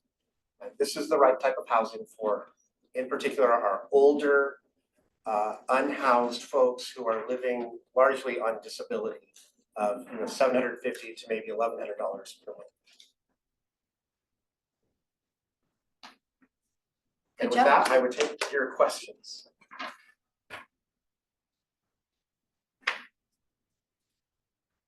What if 3 to 5 years from now it hasn't proceeded? What's the scenario with the backup? Yeah, I'm gonna look at Christie and remind me there's some language in the lease that speaks to that. Yeah, the lease could be terminated if they weren't to execute. They have the option to terminate it. So if they're like, we can't get this off the ground, then we, yeah, it could be terminated. Just, yeah, so it's not a whole lot of overhead, hopefully. That's my thought. And then utilities, it's nice to know that there's construction dollars and recurring operation dollars. Who's paying for utilities? Yeah, so as of right now, the city has said, they're building the 21st Street, which will have utilities pulled. They're pulling utilities for the managed camp area. We intend to pull utilities from 21st Street to our project, and we will be paying for the cost associated with that. And then utilities for an individual unit, heating and cooling and water. Oh, as in like Well, rent, just yes, both, yes, sorry. Yeah, that is all, these are for rent, like you and I would go rent an apartment out in town where residents are responsible for the costs associated with that. And there are ways to subsidize those expenses and get help if needed, but there is a lot of autonomy in this living situation. We want to have some skin. So you're saying then that they will pay a rent and then they'll pay utilities on top of that? Yeah, I believe in Unless the, there's I believe in the there's a problem. PSH, the state's funding model for this is trying to get the participant to pay 30% of their income toward their costs, their rent and their utilities. And the state agrees to subsidize the remainder of that. So the state's providing support in 3 ways. They're providing the capital to build it, the ongoing operations for staff, for case management staff, and a subsidy for the renter. And they make that commitment for 15 years. So I would emphasize that the county's bringing land to this project, but we're going about finding the funding to build it and to operate it from outside of the county. So we're able to bring a lot of resources into Deschutes County that wouldn't come here otherwise. Is this how the 10 units in Warm Springs were done then? I'm not clear on that. The tribes have their own channels with OHCS that are different than the PSH channel that we're in, so I'm not clear on that. Also have access to certain federal funds that other people don't have access to, so.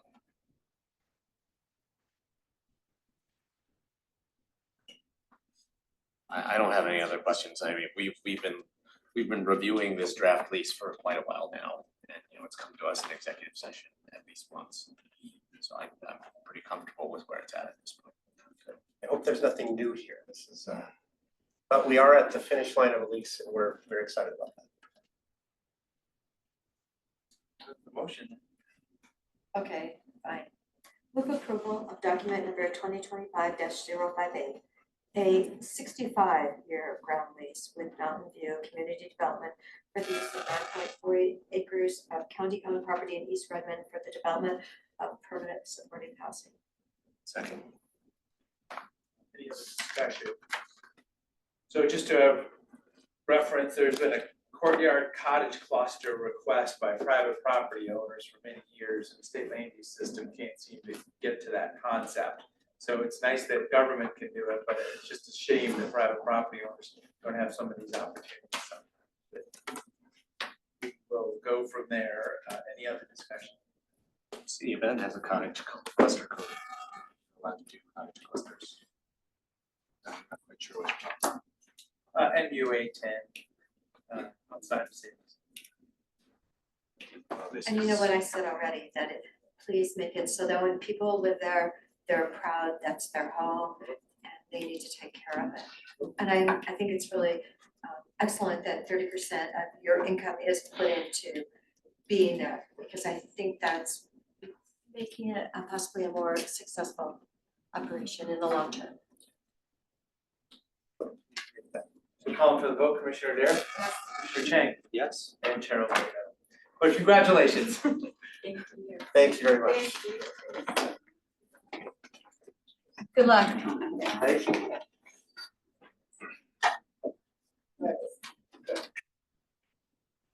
Okay, so at this time, other items, and we do have executive session. Yeah, go ahead, Nick. Thank you, Commissioners. The one timely topic, since we do not have a full board on Wednesday and we have a joint meeting with the City of Bend next Monday, is the Central Oregon Intergovernmental Council, COIC appointment. As you said, Commissioners conducted interviews on Friday of the candidates. We've not discussed whom you might be interested in appointing. It's hopeful if you're prepared to identify a candidate, proceed with an appointment next Wednesday on April 30th. So just give my information to Brett. I don't know if you want to share your thoughts or see if we're on the same page. You haven't had a chance to look at, Brett has not had a chance to look at all three. So it's up to you if you want to So she identify could those. just on do that, it, but- couldn't she? Because I gave her my answer. Okay. Sure. Okay. Great. Yeah, so just communicate with Brett if we're on the same page. Okay, thank you. Okay. I was able to attend the Oregon Prepared Conference last week on Thursday. End of Wednesday and Thursday.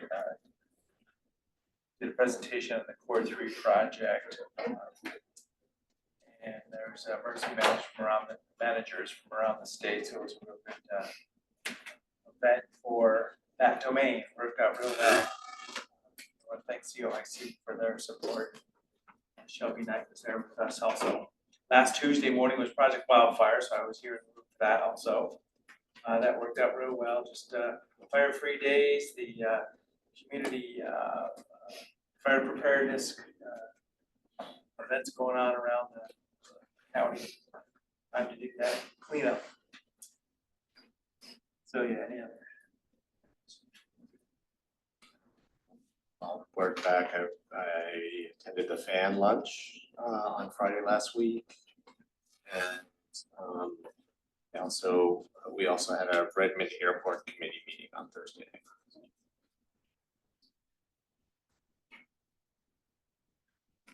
Because we were the ready lunch since last week. Right, we had the ready lunch, I had a sisters meeting, yeah, no, I like going. Then I had meetings with a lot of people coming to my office, and then with Brad Porterfield, and then I had lunch with Carol Stiles. So, yes. Okay, yeah, so just some updates. So at this time, Deschutes County Board of Commissioners will now convene in executive session pursuant to ORS 192.660. The specific authorization for this executive session is ORS 192.660, subsection 2E and H, which allows the board to meet in order to discuss real property negotiations and litigation. Designated staff and the media are allowed to remain during the executive session. However, the media may only report that the board met in executive session and the identified basis for meeting in executive session. Recording devices are not permitted. No final decisions will be made, and at the conclusion, we will open the doors and invite the audience back. Okay, it's 5:18, we're out of executive session. Please proceed as discussed. And if you really want something fun, the, what is it, the wolf? Livestock depredation Depredation advisory committee. committees. In 10 minutes.